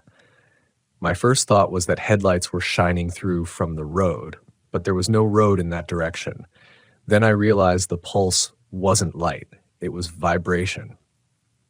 The fog shimmered faintly, like invisible waves moving through it. And when I focused, I realized I couldn't hear my own heartbeat anymore. That broke me a little. I tried covering my ears, then pressing my hand to my chest, but there was nothing, no thump, no pulse. I was breathing, but my body felt detached from itself. I stumbled back inside and slammed the door. The sound of it closing came seconds late, like the air had to decide whether to let it exist. I sat there in the dark for a long time, gripping the wheel, trying to breathe evenly. The only thing that broke the silence was a low hum, distant but steady, like a generator somewhere in the fog. It wasn't mechanical, though. It had a rhythm, a slow oscillation that felt alive. I turned on the radio to drown it out, but all I got was static. No stations, just a high, droning hiss that rose and fell in perfect sync with that unseen pulse outside. When dawn finally came, the fog hadn't moved. It was pale and dense, the light diffused like I was underwater. I decided to pack up. Whatever peace I was chasing wasn't here. But when I turned the key, the RV didn't start. The engine made no sound, not even the attempt. The key turned, the dash lights flickered, but the ignition stayed silent. I stepped outside and tried shouting for help, but my voice didn't travel. It just hovered in front of me before dissolving. That was when I realized there were no tracks behind me. The gravel road I came in on had vanished under the fog. I could see maybe 5 feet before the world just stopped. I walked in circles trying to find the edge of the clearing, but it all felt the same. Every direction was swallowed in that white stillness. Then something moved at the ridgeline, tall, thin, barely visible through the haze. At first I thought it was a tree, but it was moving against the wind, slow, deliberate. I squinted and it tilted slightly, almost as if it was studying me. When I blinked, it was gone. The hum grew louder after that, vibrating in my chest like it was trying to replace the heartbeat I couldn't hear. I backed toward the RV and felt my legs trembling. There's a kind of fear that doesn't scream. It just empties you out until you can't think. That's what this was. I remember forcing myself to grab the map, to look for an alternate road. But when I spread it open, something had smudged the ink. The ridge's name, Silence Ridge, was still there, but the roads leading out were gone, erased clean. I stared at it, my hands shaking, until a faint tapping sound came from the outside wall of the RV. At first I thought maybe a branch was brushing it, but the taps were rhythmic. 3 short, 1 long, a pause. Then again, it was like someone was trying to communicate. The taps got slower, heavier, until I realized they weren't hitting the outside. They were coming from inside the wall itself. I pressed my ear against the panel, listening. Nothing. Just the faint hum, deeper now, as if it was under the ground. I whispered into the silence, asking who was there, but my voice sounded like someone else's. And then beneath that hum, I heard something impossible. Breathing. Slow, steady, like something enormous was exhaling beneath the earth. I could feel it vibrating through the floor. That was when I understood Silence Ridge wasn't named because there was no sound. It was named because the sound belonged to something else, something that decided when you were allowed to hear. I don't remember deciding to run, but suddenly I was outside again, the air dense and heavy against my skin. The fog was colder now, like standing in the mouth of a freezer, and the silence had weight, an actual pressure that made my thoughts feel muffled. Every step I took felt wrong, delayed, like I was walking through memory instead of ground. I tried calling out again, nothing. The sound of my voice barely existed past my own mouth. I couldn't even hear my footsteps. My brain started filling the gaps with phantom noise, snatches of wind, whispers that weren't real, the illusion of movement behind me. It was worse than any noise I'd ever known. Silence wasn't absence, it was distortion. It made me realize how much of being alive depended on hearing the world respond. I walked toward where I thought the ridge was, using the faint outline of the trees to orient myself. They looked wrong, too. Longer, thinner, as if stretched by distance. I reached out and touched one of them, but it wasn't bark. It was smooth, almost soft, like skin chilled by wind. I snatched my hand back and nearly fell over. The hum underneath me pulsed once, hard enough to make my knees buckle. I looked down and saw the ground tremble. Not like an earthquake, more like something was shifting underneath the dirt, adjusting itself. The air around me vibrated, and for a moment I thought I heard something, just a single fleeting sound. A low note, maybe a heartbeat, maybe a voice. It said nothing clear, just a shape of meaning that felt like, stay. I bolted back toward the RV, half blind through the fog. Every breath came in ragged gasps, but even those felt stolen, incomplete. When I reached the rig, it looked different. The color was off, more gray than white, like something had drained it. I climbed inside, slammed the door, and turned the key again. Still nothing. My reflection in the side mirror looked wrong too. I don't know how else to explain it. It was me, but the mouth didn't move right. The eyes blinked a second too late, and the background behind my reflection wasn't fog. It was a dark, endless plain, like the world outside had already been replaced. I don't know how long I sat there, maybe an hour, maybe 5 minutes. The clock on the dashboard had frozen. My phone showed no signal, just a blank bar where reception should be. Even the battery symbol didn't update. I remember thinking that if time could stop making sound, maybe it could stop moving too.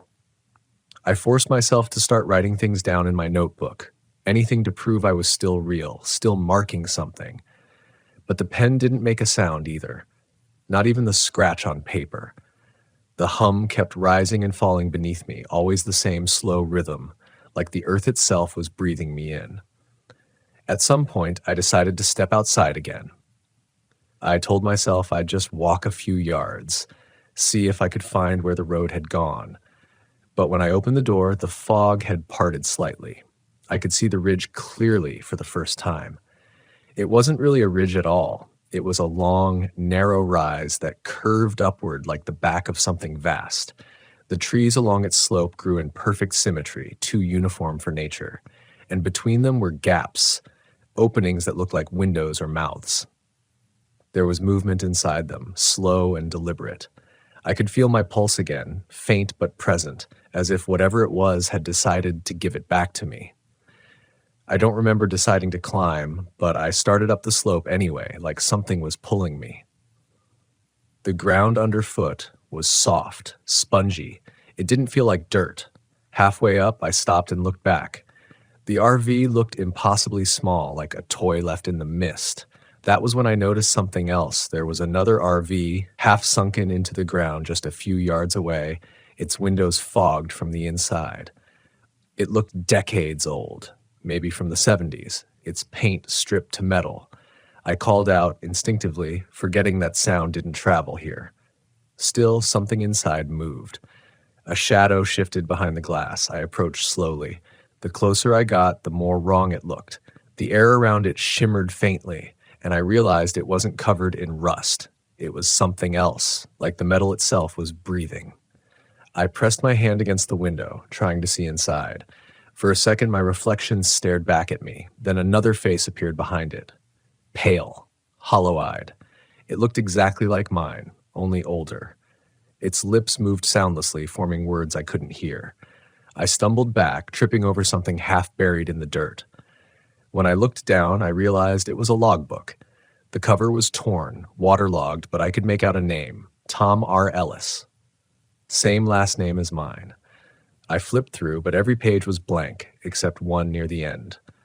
On it, written in smeared ink, were 5 words. When it stops, don't move. I didn't understand what it meant until I realized the hum had gone silent. The silence that followed wasn't the same as before. It wasn't heavy or distorted. It was total. Even my thoughts felt like they were being swallowed. I froze, every muscle in my body locking. I couldn't hear my own heartbeat again, but this time I knew better than to panic. The fog around me began to drift, forming shapes that weren't random. They coalesced into faint figures, dozens of them, standing motionless along the ridge, each facing me. Their outlines flickered like bad reception on an old TV. I tried to look away, but they were everywhere. They didn't move, didn't breathe, just watched. The ground under my feet pulsed once, and one of the figures turned its head. The sound returned in a single, violent rush. Wind, trees, my own heartbeat pounding like thunder. I gasped and fell to my knees, clutching my head. The hum was gone, replaced by a ringing so high-pitched it made my vision blur. When it faded, the ridge was empty again.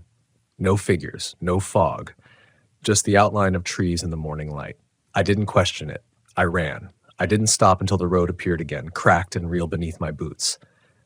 When I turned back, the ridge looked normal, just another patch of pine and stone, but I could still feel it humming somewhere beneath me, faint and steady.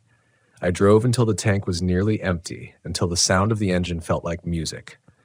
When I finally stopped at a rest area, I noticed something strange. The radio was still on, though I hadn't touched it. No static this time, just a faint, low hum, repeating in a rhythm I knew by heart. It pulsed 3 short, 1 long. I turned it off, but the silence that followed didn't comfort me. It just waited. That was 3 months ago. Since then, I've started hearing things again, at first faint, now clearer.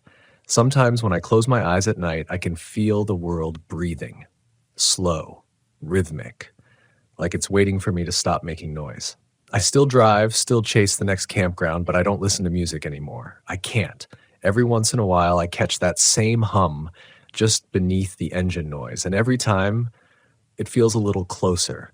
I think Silence Ridge didn't want to keep me. I think it wanted to follow me. And sometimes when the world gets too quiet, I can feel the sound fading again, like it's testing me, deciding whether I'm ready to hear what comes next. 2 weeks after I left Silence Ridge, I found myself parked near a small town in Northern California, somewhere off Highway 299 between Redding and the Trinity Alps. I'd been trying to convince myself that what happened up there had been altitude sickness or stress or some kind of breakdown brought on by isolation. I told myself I'd go back to normal once I was around other people again. But even in town, surrounded by cars and voices, something about the world still felt muted. The sounds didn't fit right. Laughter from a cafe across the street came half a second too late, and the rhythm of traffic lights switching felt off-tempo, like reality was lagging behind. I was staying overnight at a small RV park behind a diner, one of those places that's more gravel than grass, where the neon sign buzzes all night. I remember sitting in the driver's seat with the window cracked, just listening to the hum of the highway, trying to ground myself. But then I realized the buzzing from the sign wasn't constant. It was pulsing, 3 short, 1 long, that pattern again. My stomach went cold. I turned off everything in the RV, radio, lights, engine, and just sat there in the dark, trying to tell myself it was coincidence. Around midnight, someone knocked on my door. 3 short, 1 long. I didn't move. I didn't even breathe.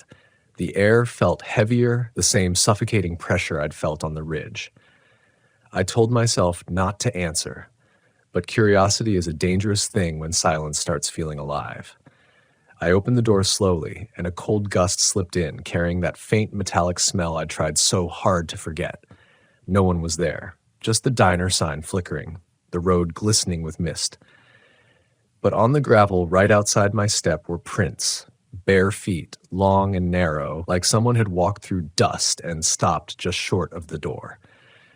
The next morning, the owner of the RV park, an older guy named Harold, asked if I'd been running a generator last night. I told him no, and he nodded like he'd expected that answer.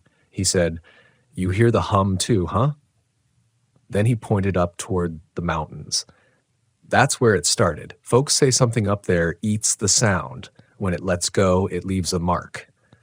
He tapped his chest when he said it. In here. I asked him what he meant, but he just shrugged and walked off. Later, when I paid for another night, he slipped a folded note under my receipt. Inside, in shaky handwriting, were the same words from the journal I'd found near the ridge. When it stops, don't move. That night, the silence returned in stages.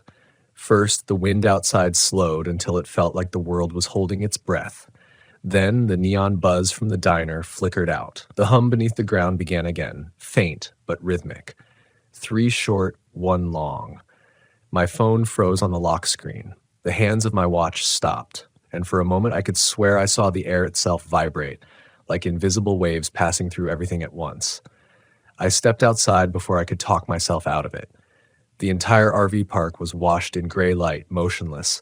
Every other rig was dark, doors shut, no movement inside. I whispered something, anything. Hello?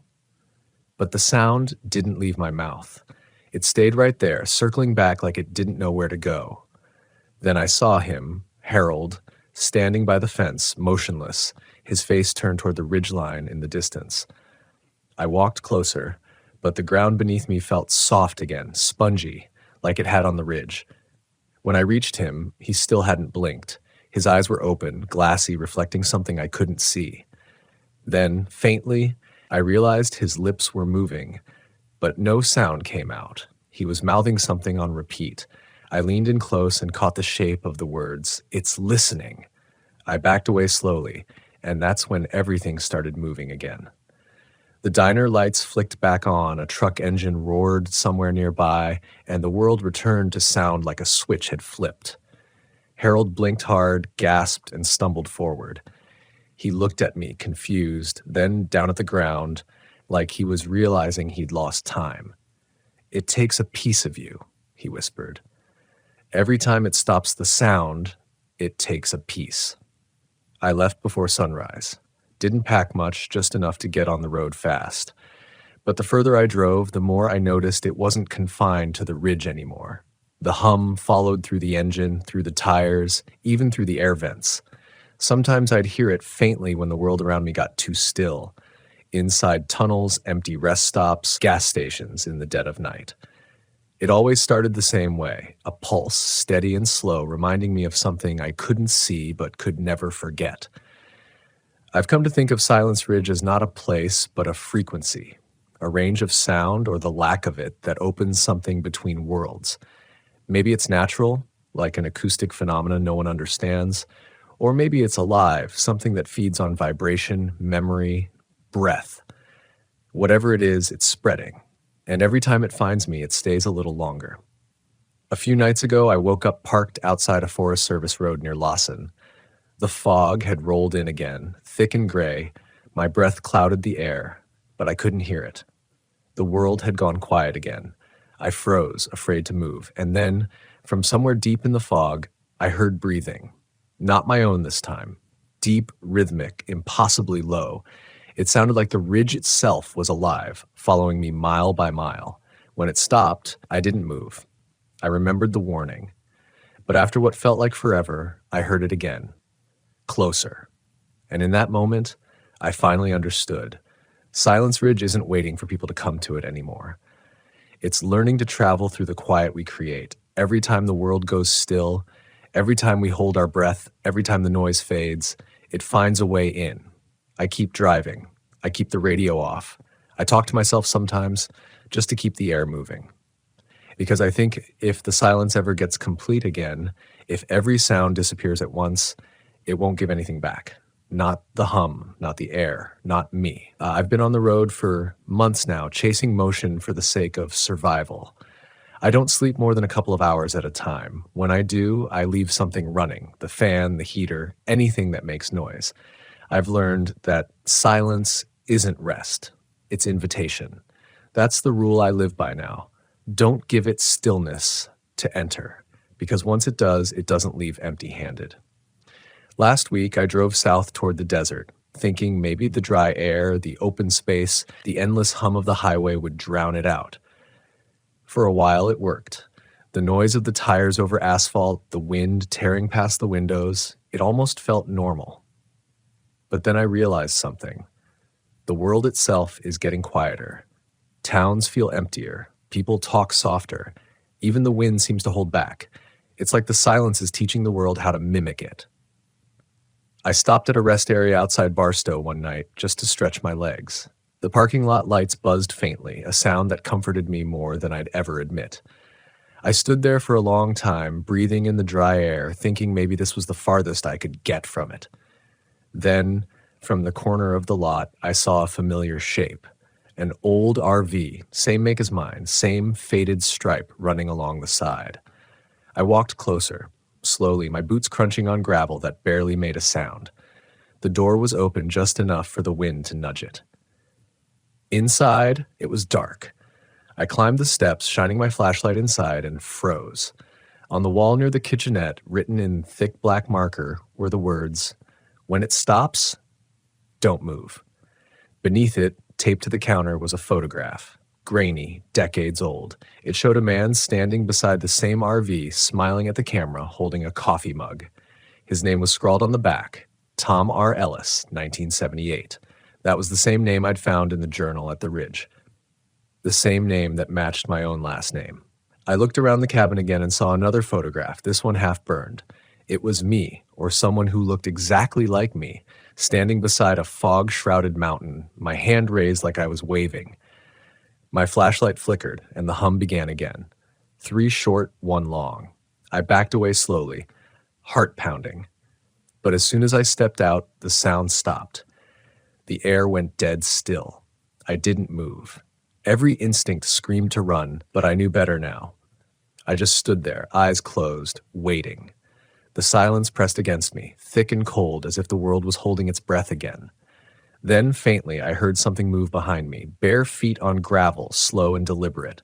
I didn't turn around. Couldn't. A hand brushed my shoulder, light, careful, almost familiar. And then, right beside my ear, a whisper. It wasn't a voice, exactly. It was vibration shaped into words. You shouldn't have left. When sound returned, it came with violence. The wind roared through the lot, the RV door slammed shut, and I fell to my knees, gasping. The lights flickered back on. Everything looked the same, normal again. The other RV was gone, not driven away, gone, like it had never existed. But the gravel where I'd been standing was warm, as if something beneath it had just exhaled. Since that night, the hum hasn't stopped. It follows me in everything. The walls of the RV, the steering wheel, the engine's idle. It's faint, constant, pulsing like a heartbeat.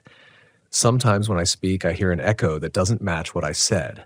A half-second later, my own voice repeats, but it isn't mine anymore. It's lower, slower, and it always says the same thing at the end. Stay.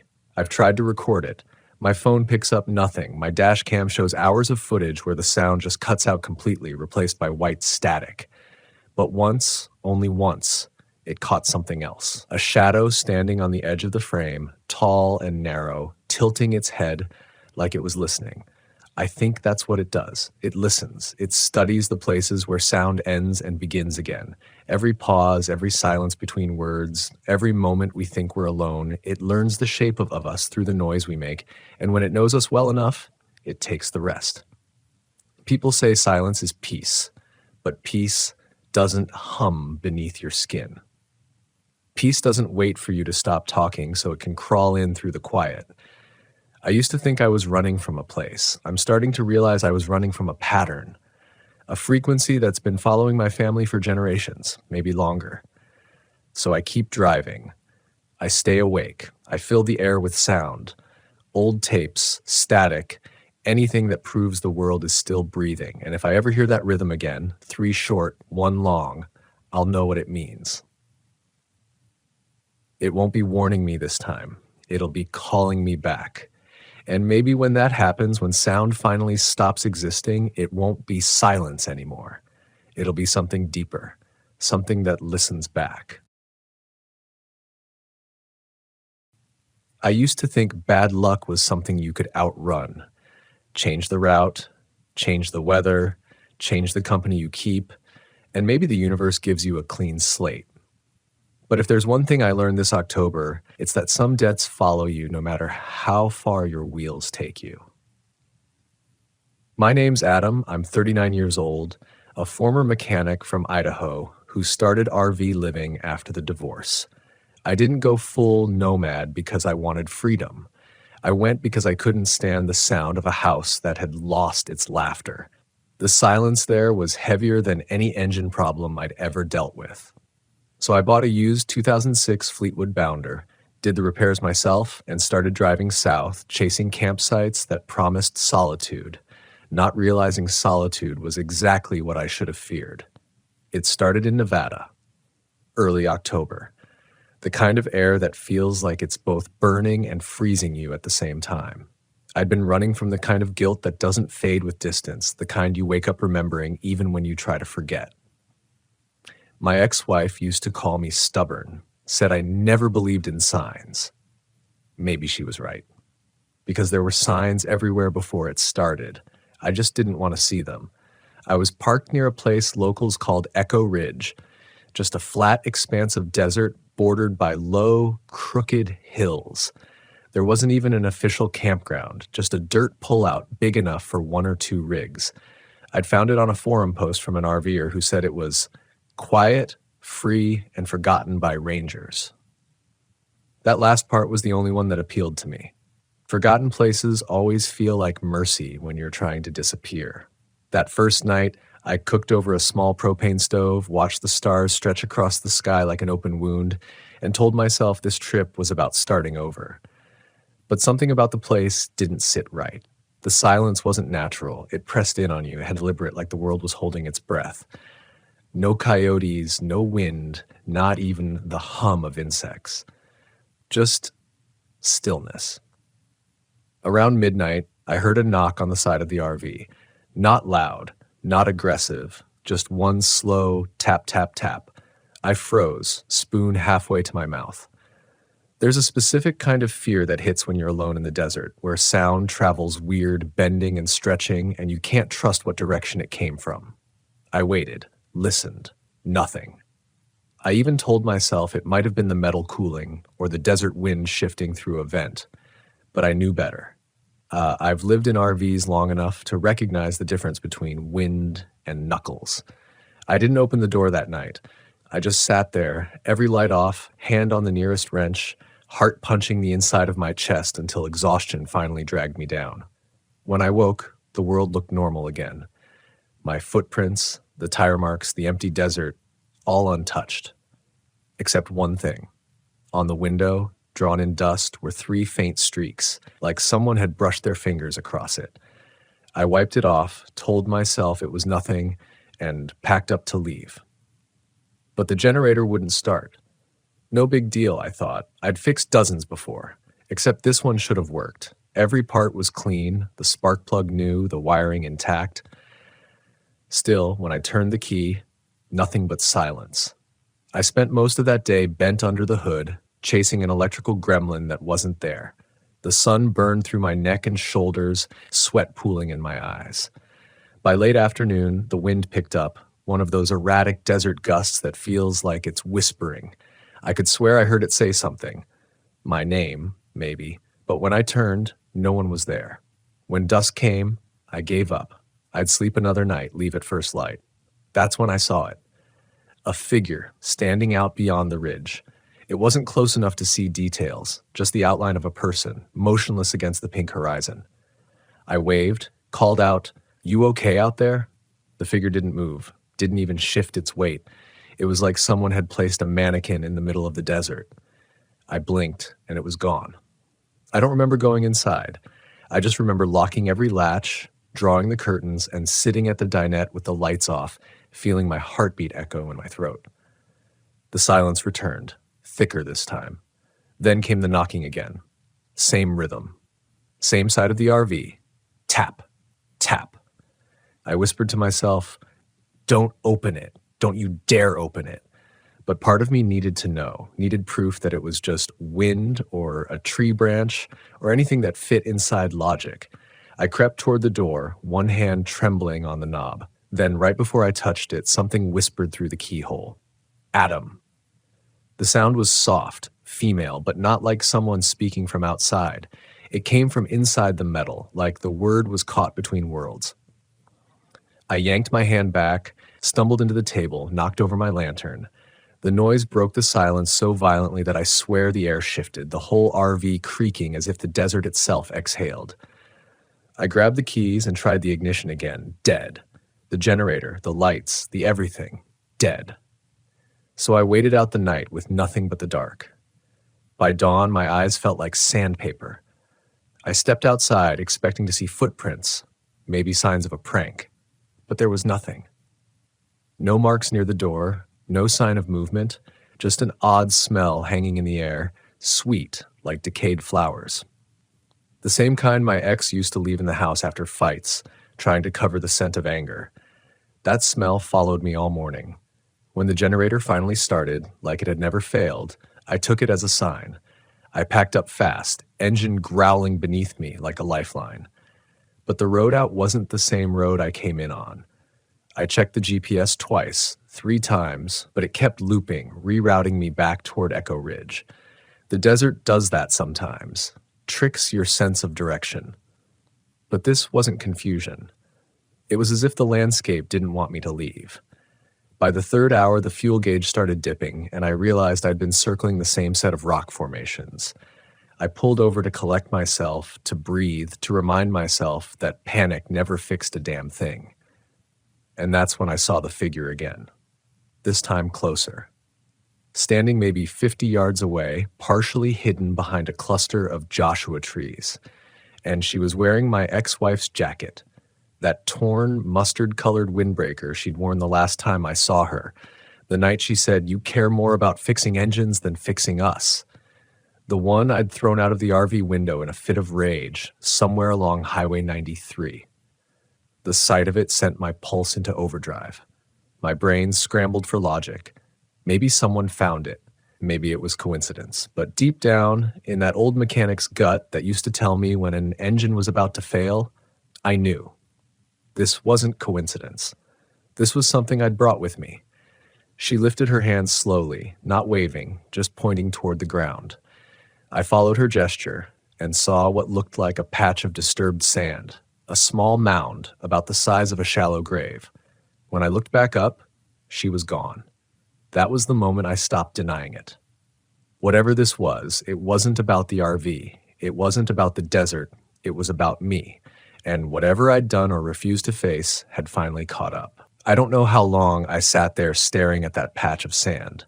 The sun climbed higher, bleaching the desert flat and white, but I couldn't move. Every instinct screamed to get in the driver's seat and floor it, but another voice, the quieter, heavier one that comes from somewhere under your ribs, told me to look. That's the thing about guilt. It doesn't shout. It whispers. And when it whispers long enough, you start listening. I stepped out of the RV, boots crunching over grit. The air shimmered with heat, and for a second I thought maybe the mound wasn't real, just a mirage. But as I knelt, my hands sank into the loose sand, and I felt it, something solid underneath. My stomach twisted. The world seemed to tilt. I started digging. The first thing I found was a piece of fabric, mustard yellow, frayed at the edges. Then, deeper down, a metal zipper. My breath caught. I pulled harder until I uncovered what looked like the sleeve of that same windbreaker. I froze, fingers trembling, dirt streaked with sweat. There was no body, thank God, but there was something else. A locket. One I'd given her years ago. It wasn't possible. I had thrown that jacket out in Utah, not Nevada. I dropped the locket like it burned me. The second it hit the ground, the wind kicked up out of nowhere, so violent it ripped grit into my eyes. Stinging had blinding. When I blinked again, the mound was gone. Flat. Like it had never existed. That's when I started to hear it again, the knocking. Not on the RV this time, but faint, rhythmic, coming from beneath the ground. I backed away fast, heart hammering, tripping over a rock. The knocking stopped the moment I fell. The silence that followed was worse, like the desert itself was holding its breath again, watching me, waiting for my next move. I scrambled back into the RV and slammed the door. Every instinct said to leave, no matter where I ended up. The engine roared to life, and I tore down the dirt road, kicking dust into the air like smoke from a burning bridge. For an hour, I drove blind. No map, no GPS signal, just raw panic steering my hands. When I finally reached a paved road, I pulled over to breathe. My hands were shaking so bad I could barely hold the steering wheel. I tried to tell myself I was safe now, that I'd made it out. But when I looked in the side mirror, the reflection didn't match. Behind me, the desert was still, lifeless. But in the mirror, I saw a figure standing right beside the RV, close enough that if I'd opened the door, I could have touched it. The reflection showed a woman, head tilted, eyes open too wide, mouth moving but making no sound, and she was still wearing that damn jacket. I turned around in a panic. No one there. When I looked back at the mirror, she was gone. That was the moment something inside me cracked. I didn't cry, didn't scream, just felt hollow, like my mind was falling out through the bottom of me, because the truth hit me hard. It wasn't just guilt haunting me, it was karma, and it had a face. I drove until nightfall and pulled into a small RV park outside of Tonopah. The sign at the gate said Silver Acres. Half the spots were empty, the other half filled with rigs that looked like they hadn't moved in years. The kind of place where the manager's office has a single yellow light flickering in the window and a stack of old magazines on the counter. I paid cash and didn't make eye contact. The manager, a quiet old woman with a faded ranger cap, looked at me like she already knew something I didn't. "You from the ridge?" she asked, voice rasping like dry leaves. I froze. "What ridge?" She gave me this slow, knowing look. Never mind. People who ask don't remember right. People who don't ask, they usually leave before the second night. I wanted to ask her what she meant, but I didn't, because some part of me was terrified of the answer. I parked at the far end of the lot, away from the single light pole that buzzed like an angry insect. The air smelled faintly of sage and rusted metal. It should have felt safe. Civilization, power hookups, other people. But somehow it felt worse. The shadows here were longer, slower, like they were waiting for something too. That night, I tried to distract myself, cooked dinner, turned on the radio, scrolled through old photos on my phone. But when I reached the last picture of my ex, her standing beside the RV with that same windbreaker, the screen glitched. The photo shimmered like heat rising off asphalt, then froze. Her eyes in the photo seemed to shift just slightly to look right at me. I dropped the phone. The radio died. Then the knocking started again, not on the side this time, on the roof, 3 measured taps, then silence, then 3 more. I stood there under the skylight, staring up into the thin plastic, too afraid to move. The sound wasn't heavy, more like fingertips, gentle and deliberate. I waited, heart pounding so hard I could hear my pulse in my ears. The taps stopped. For a moment I thought it was over. Then something slid across the roof, slowly, like someone crawling. Every muscle in my body screamed to run, but where? Out there into the dark, toward the manager's trailer that might not even be real? Instead, I grabbed my flashlight and flicked it on. The beam hit the ceiling, and for a split second, a shadow passed across it. Long fingers, impossibly long, stretching past the edge of the skylight. I didn't think. I just ran. Out the door, barefoot, into the cold desert night. The lot was silent. The other RV stood dark. No lights, no sound. I turned in circles, trying to find movement, a person, anything alive. Then I heard it again. Soft footsteps on gravel, coming from behind my rig. I swung the flashlight around, and there she was. Or it. Same jacket, same hair, same stillness. Only this time her face wasn't human anymore. The skin around the mouth was stretched, eyes hollow, jaw trembling as if trying to form words it couldn't say. I stepped back. My breath came in ragged bursts. She raised her hand and pointed, again, toward the ground beneath the RV. And that's when I heard it. Knocking from underneath. I bolted. Ran across the lot toward the office, pounding on the door until my fists went numb. The old manager opened it halfway, eyes tired, unafraid. I started shouting, half coherent, about the thing under my RV, about the woman in the jacket, about the mound in the desert. She let me talk. Then she said, very calmly, "You shouldn't have stopped at Echo Ridge." My chest tightened. "What do you know about it?" "People go there to forget," she said. "They think it's a quiet place, but quiet isn't peace. It's payment. The land remembers what we try to bury." I must have looked insane, standing there shaking, dust on my face, flashlight trembling in my hand. She sighed, reached for something under the counter, a small paper map, edges yellowed and torn. "If you're smart," she said, "you'll leave before sunrise. Don't look back and don't dig. Whatever's under that rig, it's not yours to unearth." She shut the door before I could say another word. I didn't sleep that night. I just sat in the driver's seat, staring at the rearview mirror, watching for movement. Once, around 3 a.m, I thought I saw her again, standing in the empty field behind the park, hands hanging limp, head tilted. The jacket fluttered in a wind I couldn't feel. Then she slowly lowered herself to the ground, and the darkness swallowed her. By sunrise, I was gone. But as I merged back onto the highway, I glanced in the mirror out of instinct and froze. Because in the reflection, sitting quietly in the passenger seat beside me was the same mustard yellow windbreaker, folded neatly, like someone had left it there for me to wear. I didn't touch the jacket. I drove for hours without stopping, gripping the wheel so tightly that my knuckles turned white. The jacket sat there quietly in the passenger seat like an accusation, neatly folded, never slipping, never moving, even when I hit rough patches of road. I tried not to look at it, but my eyes kept flicking back, the way your gaze always returns to a wound just to check if it's bleeding again. I told myself I'd throw it out at the next gas station, that I'd open the window, toss it onto the asphalt, and drive on without looking back. Simple as that. But every time I reached for it, my hand froze mid-air. like something deep in my brain whispered, "Don't touch what's already claimed you." By the time I reached the outskirts of Bishop, California, the sun was setting behind the mountains. The clouds turned the color of bruised fruit.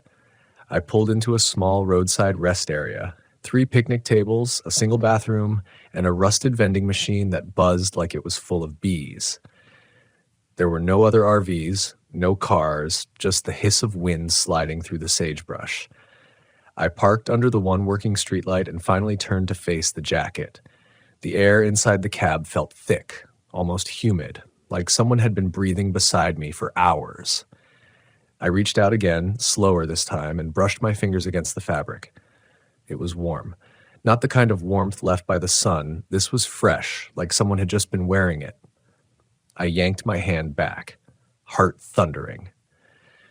The jacket shifted slightly, just enough for the locket to fall out and clink onto the floor. I stared at it, chest tight. The same locket I'd seen buried in the sand, the one that shouldn't exist. I picked it up and it was cold as ice. I didn't even realize tears were running down my face until they hit the metal. All the anger, the guilt, the way I'd driven across states trying to convince myself I'd done nothing wrong, it came crashing down right there on that lonely highway turnout. I whispered her name for the first time in 2 years. Lydia. The locket clicked open on its own. Inside was a photo, but not the one I remembered. Not the smiling picture we'd taken outside Yellowstone the summer before we split. This one was different. She was sitting inside this RV wearing that jacket, eyes wide, expression frozen halfway between fear and sorrow. Behind her, just barely visible in the reflection of the window, was my silhouette, watching her. I threw the locket to the floor. Breathing hard, it slid under the passenger seat, out of sight. For a long moment, I couldn't move. Then I reached up, started the engine, and pulled back onto the road. I didn't have a destination anymore. I just needed movement, distance between me and whatever was following. But deep down, I knew I wasn't running from Echo Ridge anymore. I was running from myself. Somewhere around midnight, the radio turned on by itself. A soft crackle, then static, then an old country song I hadn't heard in years, her favorite one. The voice came through warped, like it was playing from underwater. I'll be waiting at the turn. Love. I slammed the knob to off. The static only got louder. My headlights flickered once, twice, then dimmed to a faint glow.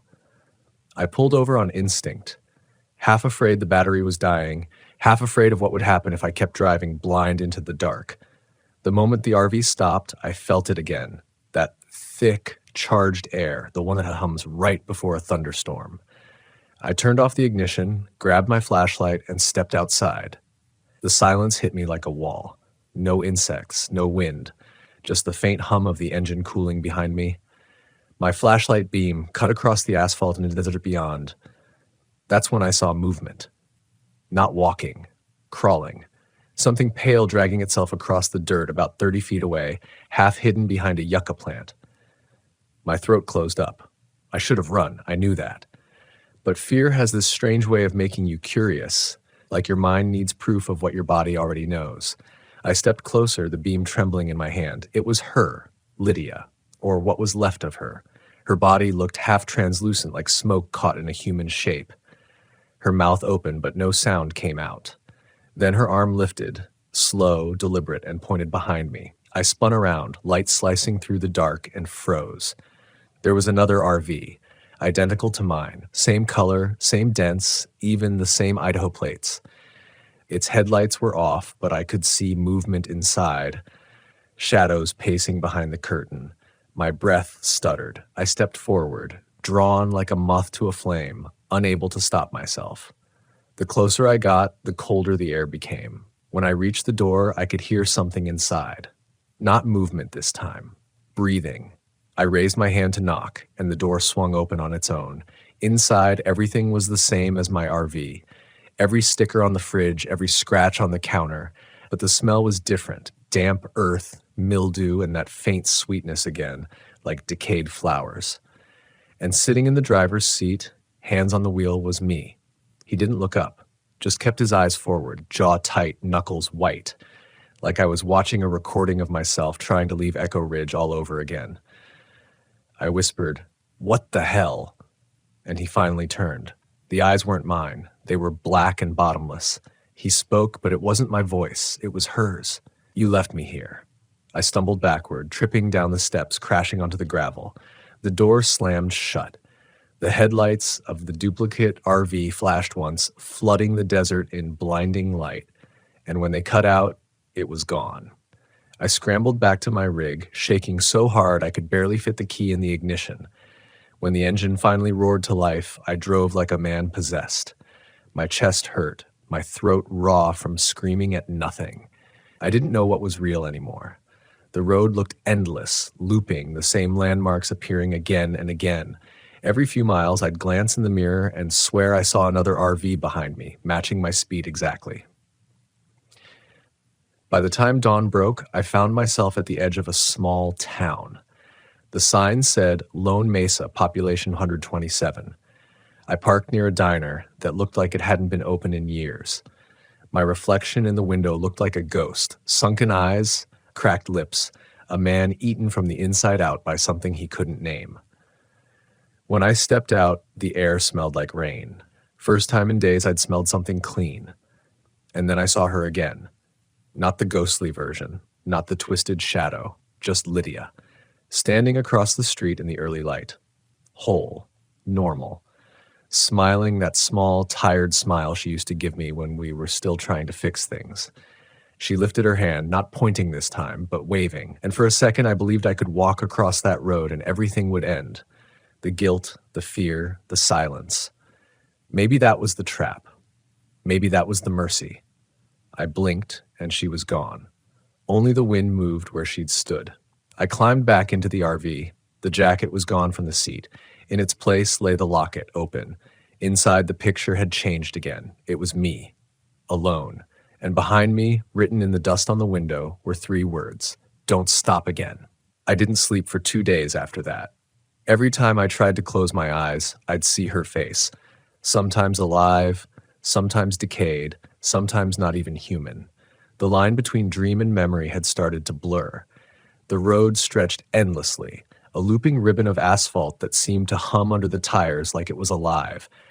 I stopped recognizing the names of the towns I passed, and sometimes the GPS would show places that didn't exist. Echo Ridge, it would whisper again, no matter how far I drove. I started to wonder if I'd ever actually left that place. By the 3rd night, my nerves were shot. I was jumpy, sweating through my shirt, every creak of the RV sounding like footsteps. When I reached a remote campground near the base of the White Mountains, I told myself I'd rest for one night. Just one. A man can only run on adrenaline for so long before something breaks. The sign read, Hollow Creek Camp Self-Check-In. There was no attendant, just a rusted drop box and a faded map. I picked spot number 7 because it was the farthest from everyone else. Maybe I still believed distance equaled safety. The trees here leaned too close to the road, like they'd been growing toward the sound of engines for decades. I backed into the spot, shut off the motor, and just sat there for a minute, feeling the silence expand around me. The stillness felt watchful, like the air itself was waiting to see what I'd do next. I stepped outside, stretched my legs, tried to breathe in something that didn't smell like fear. The campground was empty, except for a few abandoned picnic tables and an old Airstream with flat tires. The moon hung low, a pale bruise behind the trees. The wind moved through the branches in uneven sighs, and for a second I could almost hear her voice riding on it. I shook my head hard. "You're just tired," I whispered to myself. "That's all." But the thing about exhaustion is it makes you honest, and honesty hurts, because the truth was simple. I'd brought this on myself. Lydia hadn't haunted me because she died. She haunted me because of how she died. 2 years ago, we were parked outside Twin Falls. We'd had another fight over money, over trust, over everything that had built up into something too big to name. She stormed out into the dark. I let her go, told myself she'd cool off, come back, like always. But that night, a drunk driver hit her on the side of the highway, not even a mile from camp. I never forgave myself for letting her walk out that door, but I also never faced it. I packed up, sold the house, hit the road, and told myself I was moving on. Truth was, I was running from the moment I closed that door and heard her footsteps fade into the dark.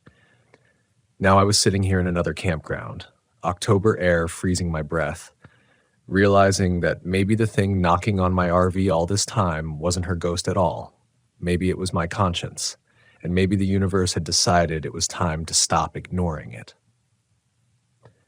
I made a fire that night.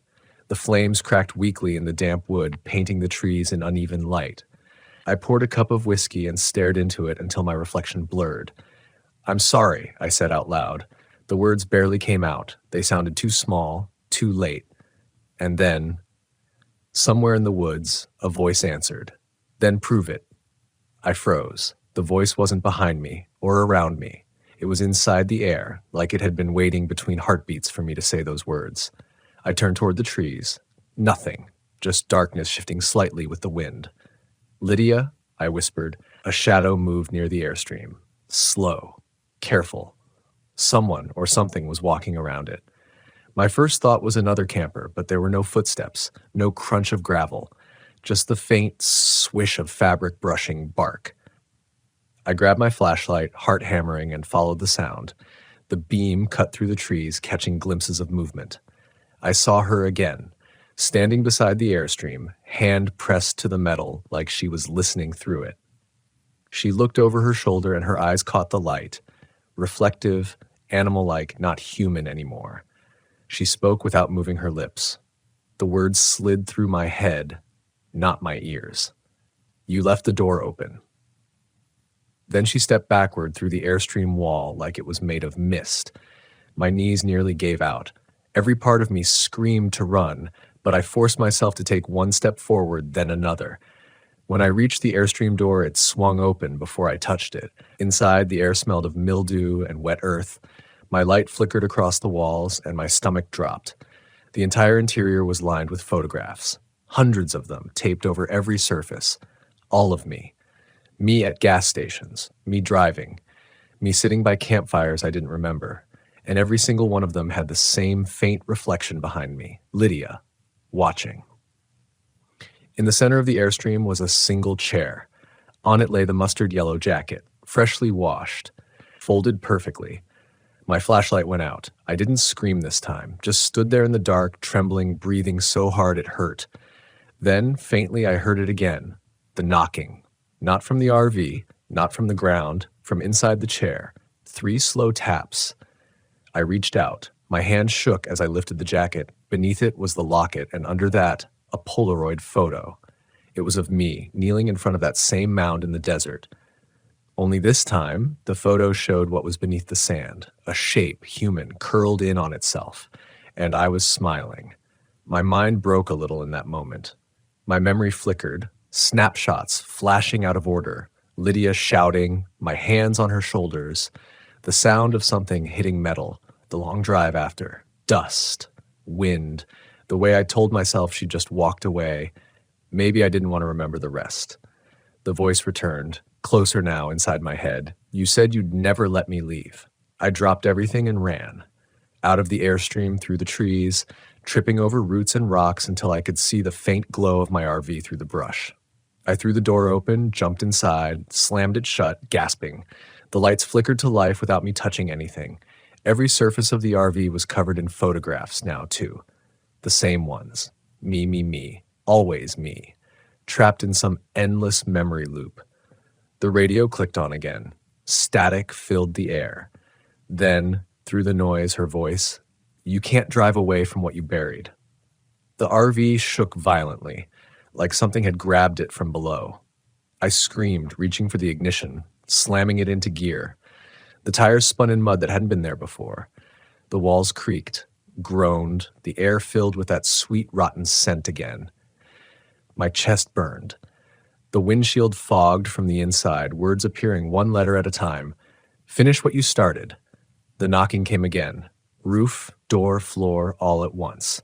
I hit the gas, the engine screamed, and finally the RV lurched forward, tearing through the campground road, branches scraping against the sides like claws. I didn't stop, didn't look back, didn't breathe until the trees thinned, and I saw the open highway again. I drove until sunrise. When I finally pulled over, exhausted, shaking, the world was quiet again. No photos, no smell, just the hum of the engine cooling and the faint whistle of wind through the vents. I looked to the passenger seat, empty, no jacket, no locket. For the first time in weeks, I felt something close to peace. Maybe she was gone. Maybe I'd finally faced what I needed to. Maybe. Then I glanced in the mirror. Behind me, carved faintly into the dust on the rear window, were 3 words. You're almost home. Home. The word hit harder than I expected. I hadn't said that word in years. Home stopped being a place for me the night Lydia died. It became a sound, a ghost of something I didn't believe in anymore. And yet, there it was, written in dust like a promise or a warning. You're almost home. I sat in the driver's seat for what felt like hours, engine idling, sunlight creeping across the dashboard. The longer I stared at those words, the less sure I became of what home even meant. The RV had been my shelter, my escape, my punishment. Maybe home wasn't a place anymore. Maybe it was a truth I'd been running from. I took the next exit without thinking.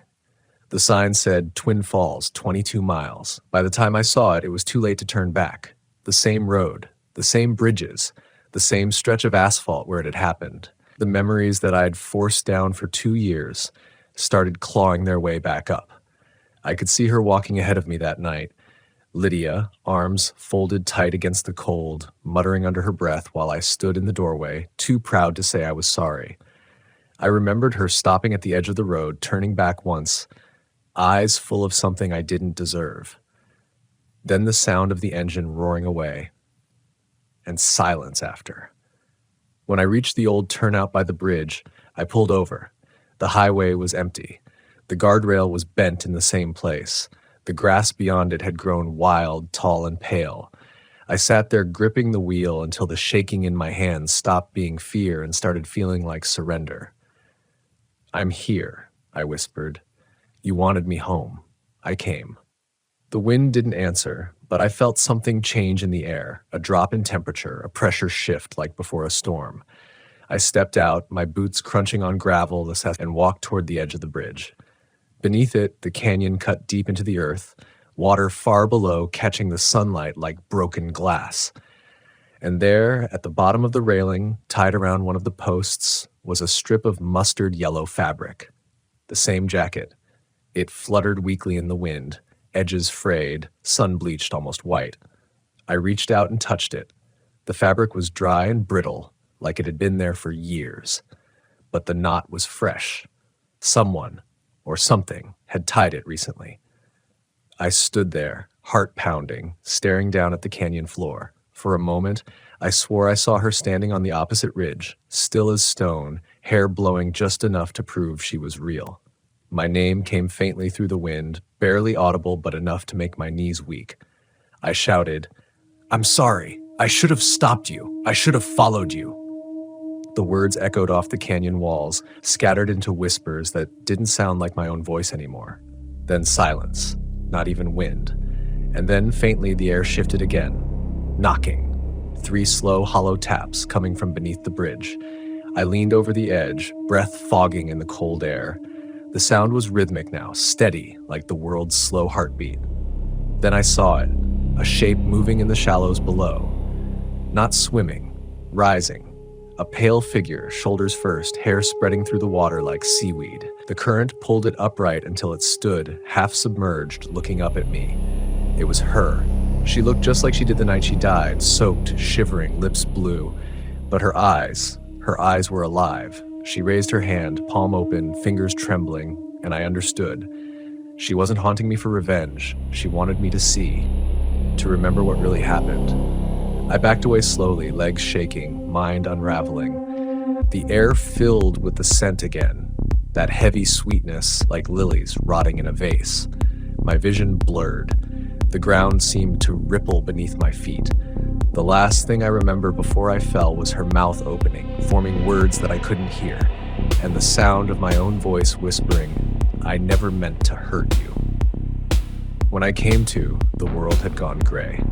Dusk again, though I didn't remember time passing. I was lying near the guardrail, face pressed into the dirt, rain beginning to fall. The RV sat idling behind me, the headlights glowing faintly like tired eyes. I climbed to my feet, dizzy, drenched, heart still pounding with that same impossible rhythm. The passenger door was open. Inside, the jacket hung neatly over the seat again.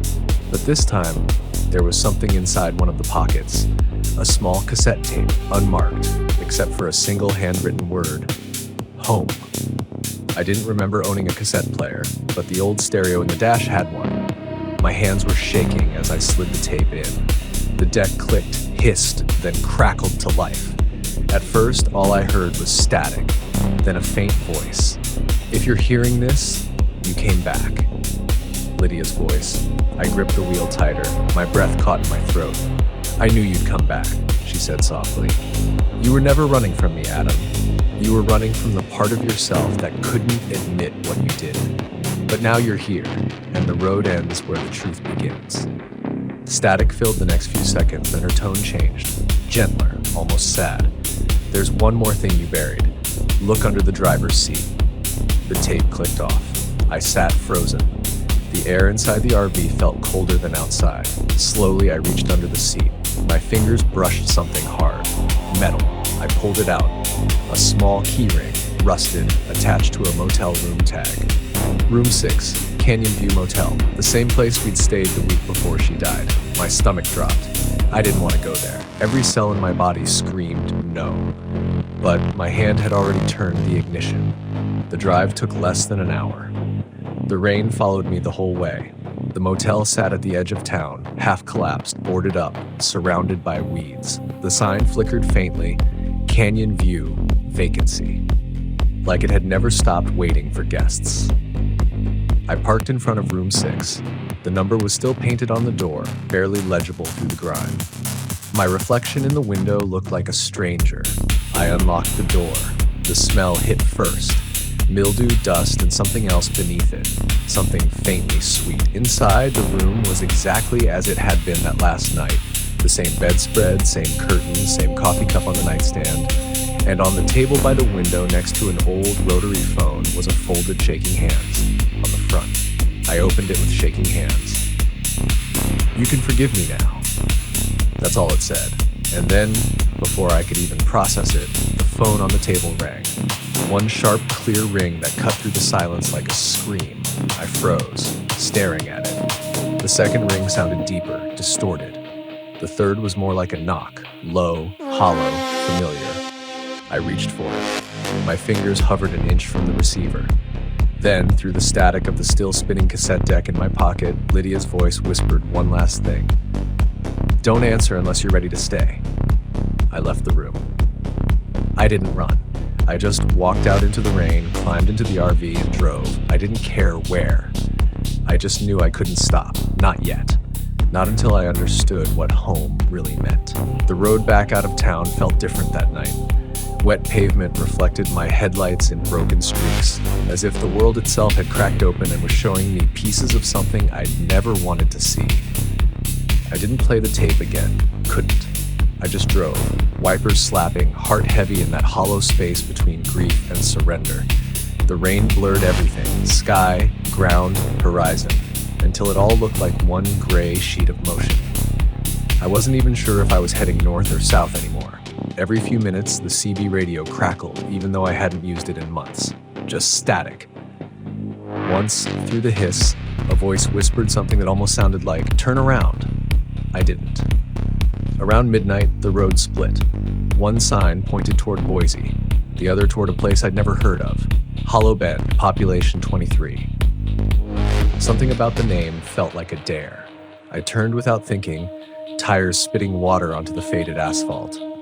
The town didn't appear so much as unfold from the dark. A handful of streetlights, a gas station that looked long dead, a diner whose neon open sign flickered weakly in the rain. I pulled up beside it, engine idling, unsure why I'd stopped at all. My reflection in the diner window looked older, harder. I didn't recognize the man staring back. Inside, a single light glowed above the counter. No customers, no sound, but the hum of an old refrigerator. Then a woman's voice said, "Coffee?" I turned. Behind the counter stood a waitress, mid-40s maybe, hair pinned up, name tag rusted with age. The strangest part was that she looked almost like Lydia. Not exactly, but close enough that my breath caught. Same dark eyes, same small scar above her lip. But this woman didn't look haunted. She looked tired. "Yeah," I said quietly. "Coffee's good." She poured it without another word. The cup steamed between us, smelling faintly of burnt toast and rain. When she finally spoke again, her voice was softer. "You've been carrying something heavy." I blinked. "Excuse me?" She shrugged, eyes never meeting mine. "People come through here sometimes, always after dark, always running. You can see it on their faces." She leaned forward slightly. "But you're not running anymore, are you?" I didn't answer. Couldn't, because she was right. Somewhere between Echo Ridge and that motel, the running had stopped. What replaced it was worse. The waiting. I sipped the coffee. Bitter. Real. When I set the cup down, the waitress was gone. I didn't hear her leave. The place was just empty.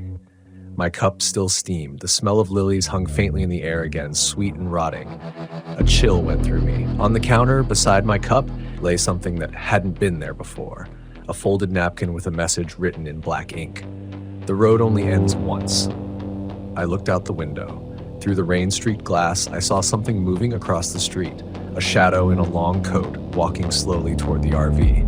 The shape stopped beside it, one hand brushing the door. I ran outside, shouting, "Hey!" The figure didn't turn, just stood there. When I got closer, I realized it wasn't a person at all. It was my reflection in the RV window, distorted by rain. Except this reflection moved differently. I froze, watching as it raised its hand and knocked 3 times from the inside. Tap, tap, tap. The sound echoed in my chest. Then the reflection smiled, a strange, tired smile, and stepped backward into the darkness of the RV, vanishing like smoke. I stood there in the rain for a long time, breathing hard, heart slamming against my ribs. Finally, I climbed inside, soaked to the bone. The smell of lilies was stronger now, and sitting in the passenger seat where the jacket used to be was a small wooden box I'd never seen before. I opened it. Inside was a Polaroid, not of Lydia, of me. Asleep, head against the window, the highway stretching behind. Written at the bottom in her handwriting, "You can rest now." I looked around the RV. Everything felt still. The engine was off, but the lights glowed faintly. Outside, the rain slowed to a whisper. I leaned back, exhaustion washing over me. For the first time in weeks, maybe years, I let my eyes close. When I woke, sunlight was pouring through the windshield. The storm was gone. The road outside was dry, the air clean, birds sang somewhere in the distance. For a moment, I thought I dreamed it all. But when I stepped out, I realized the diner wasn't there anymore. No building, no sign, just an open field stretching into the horizon.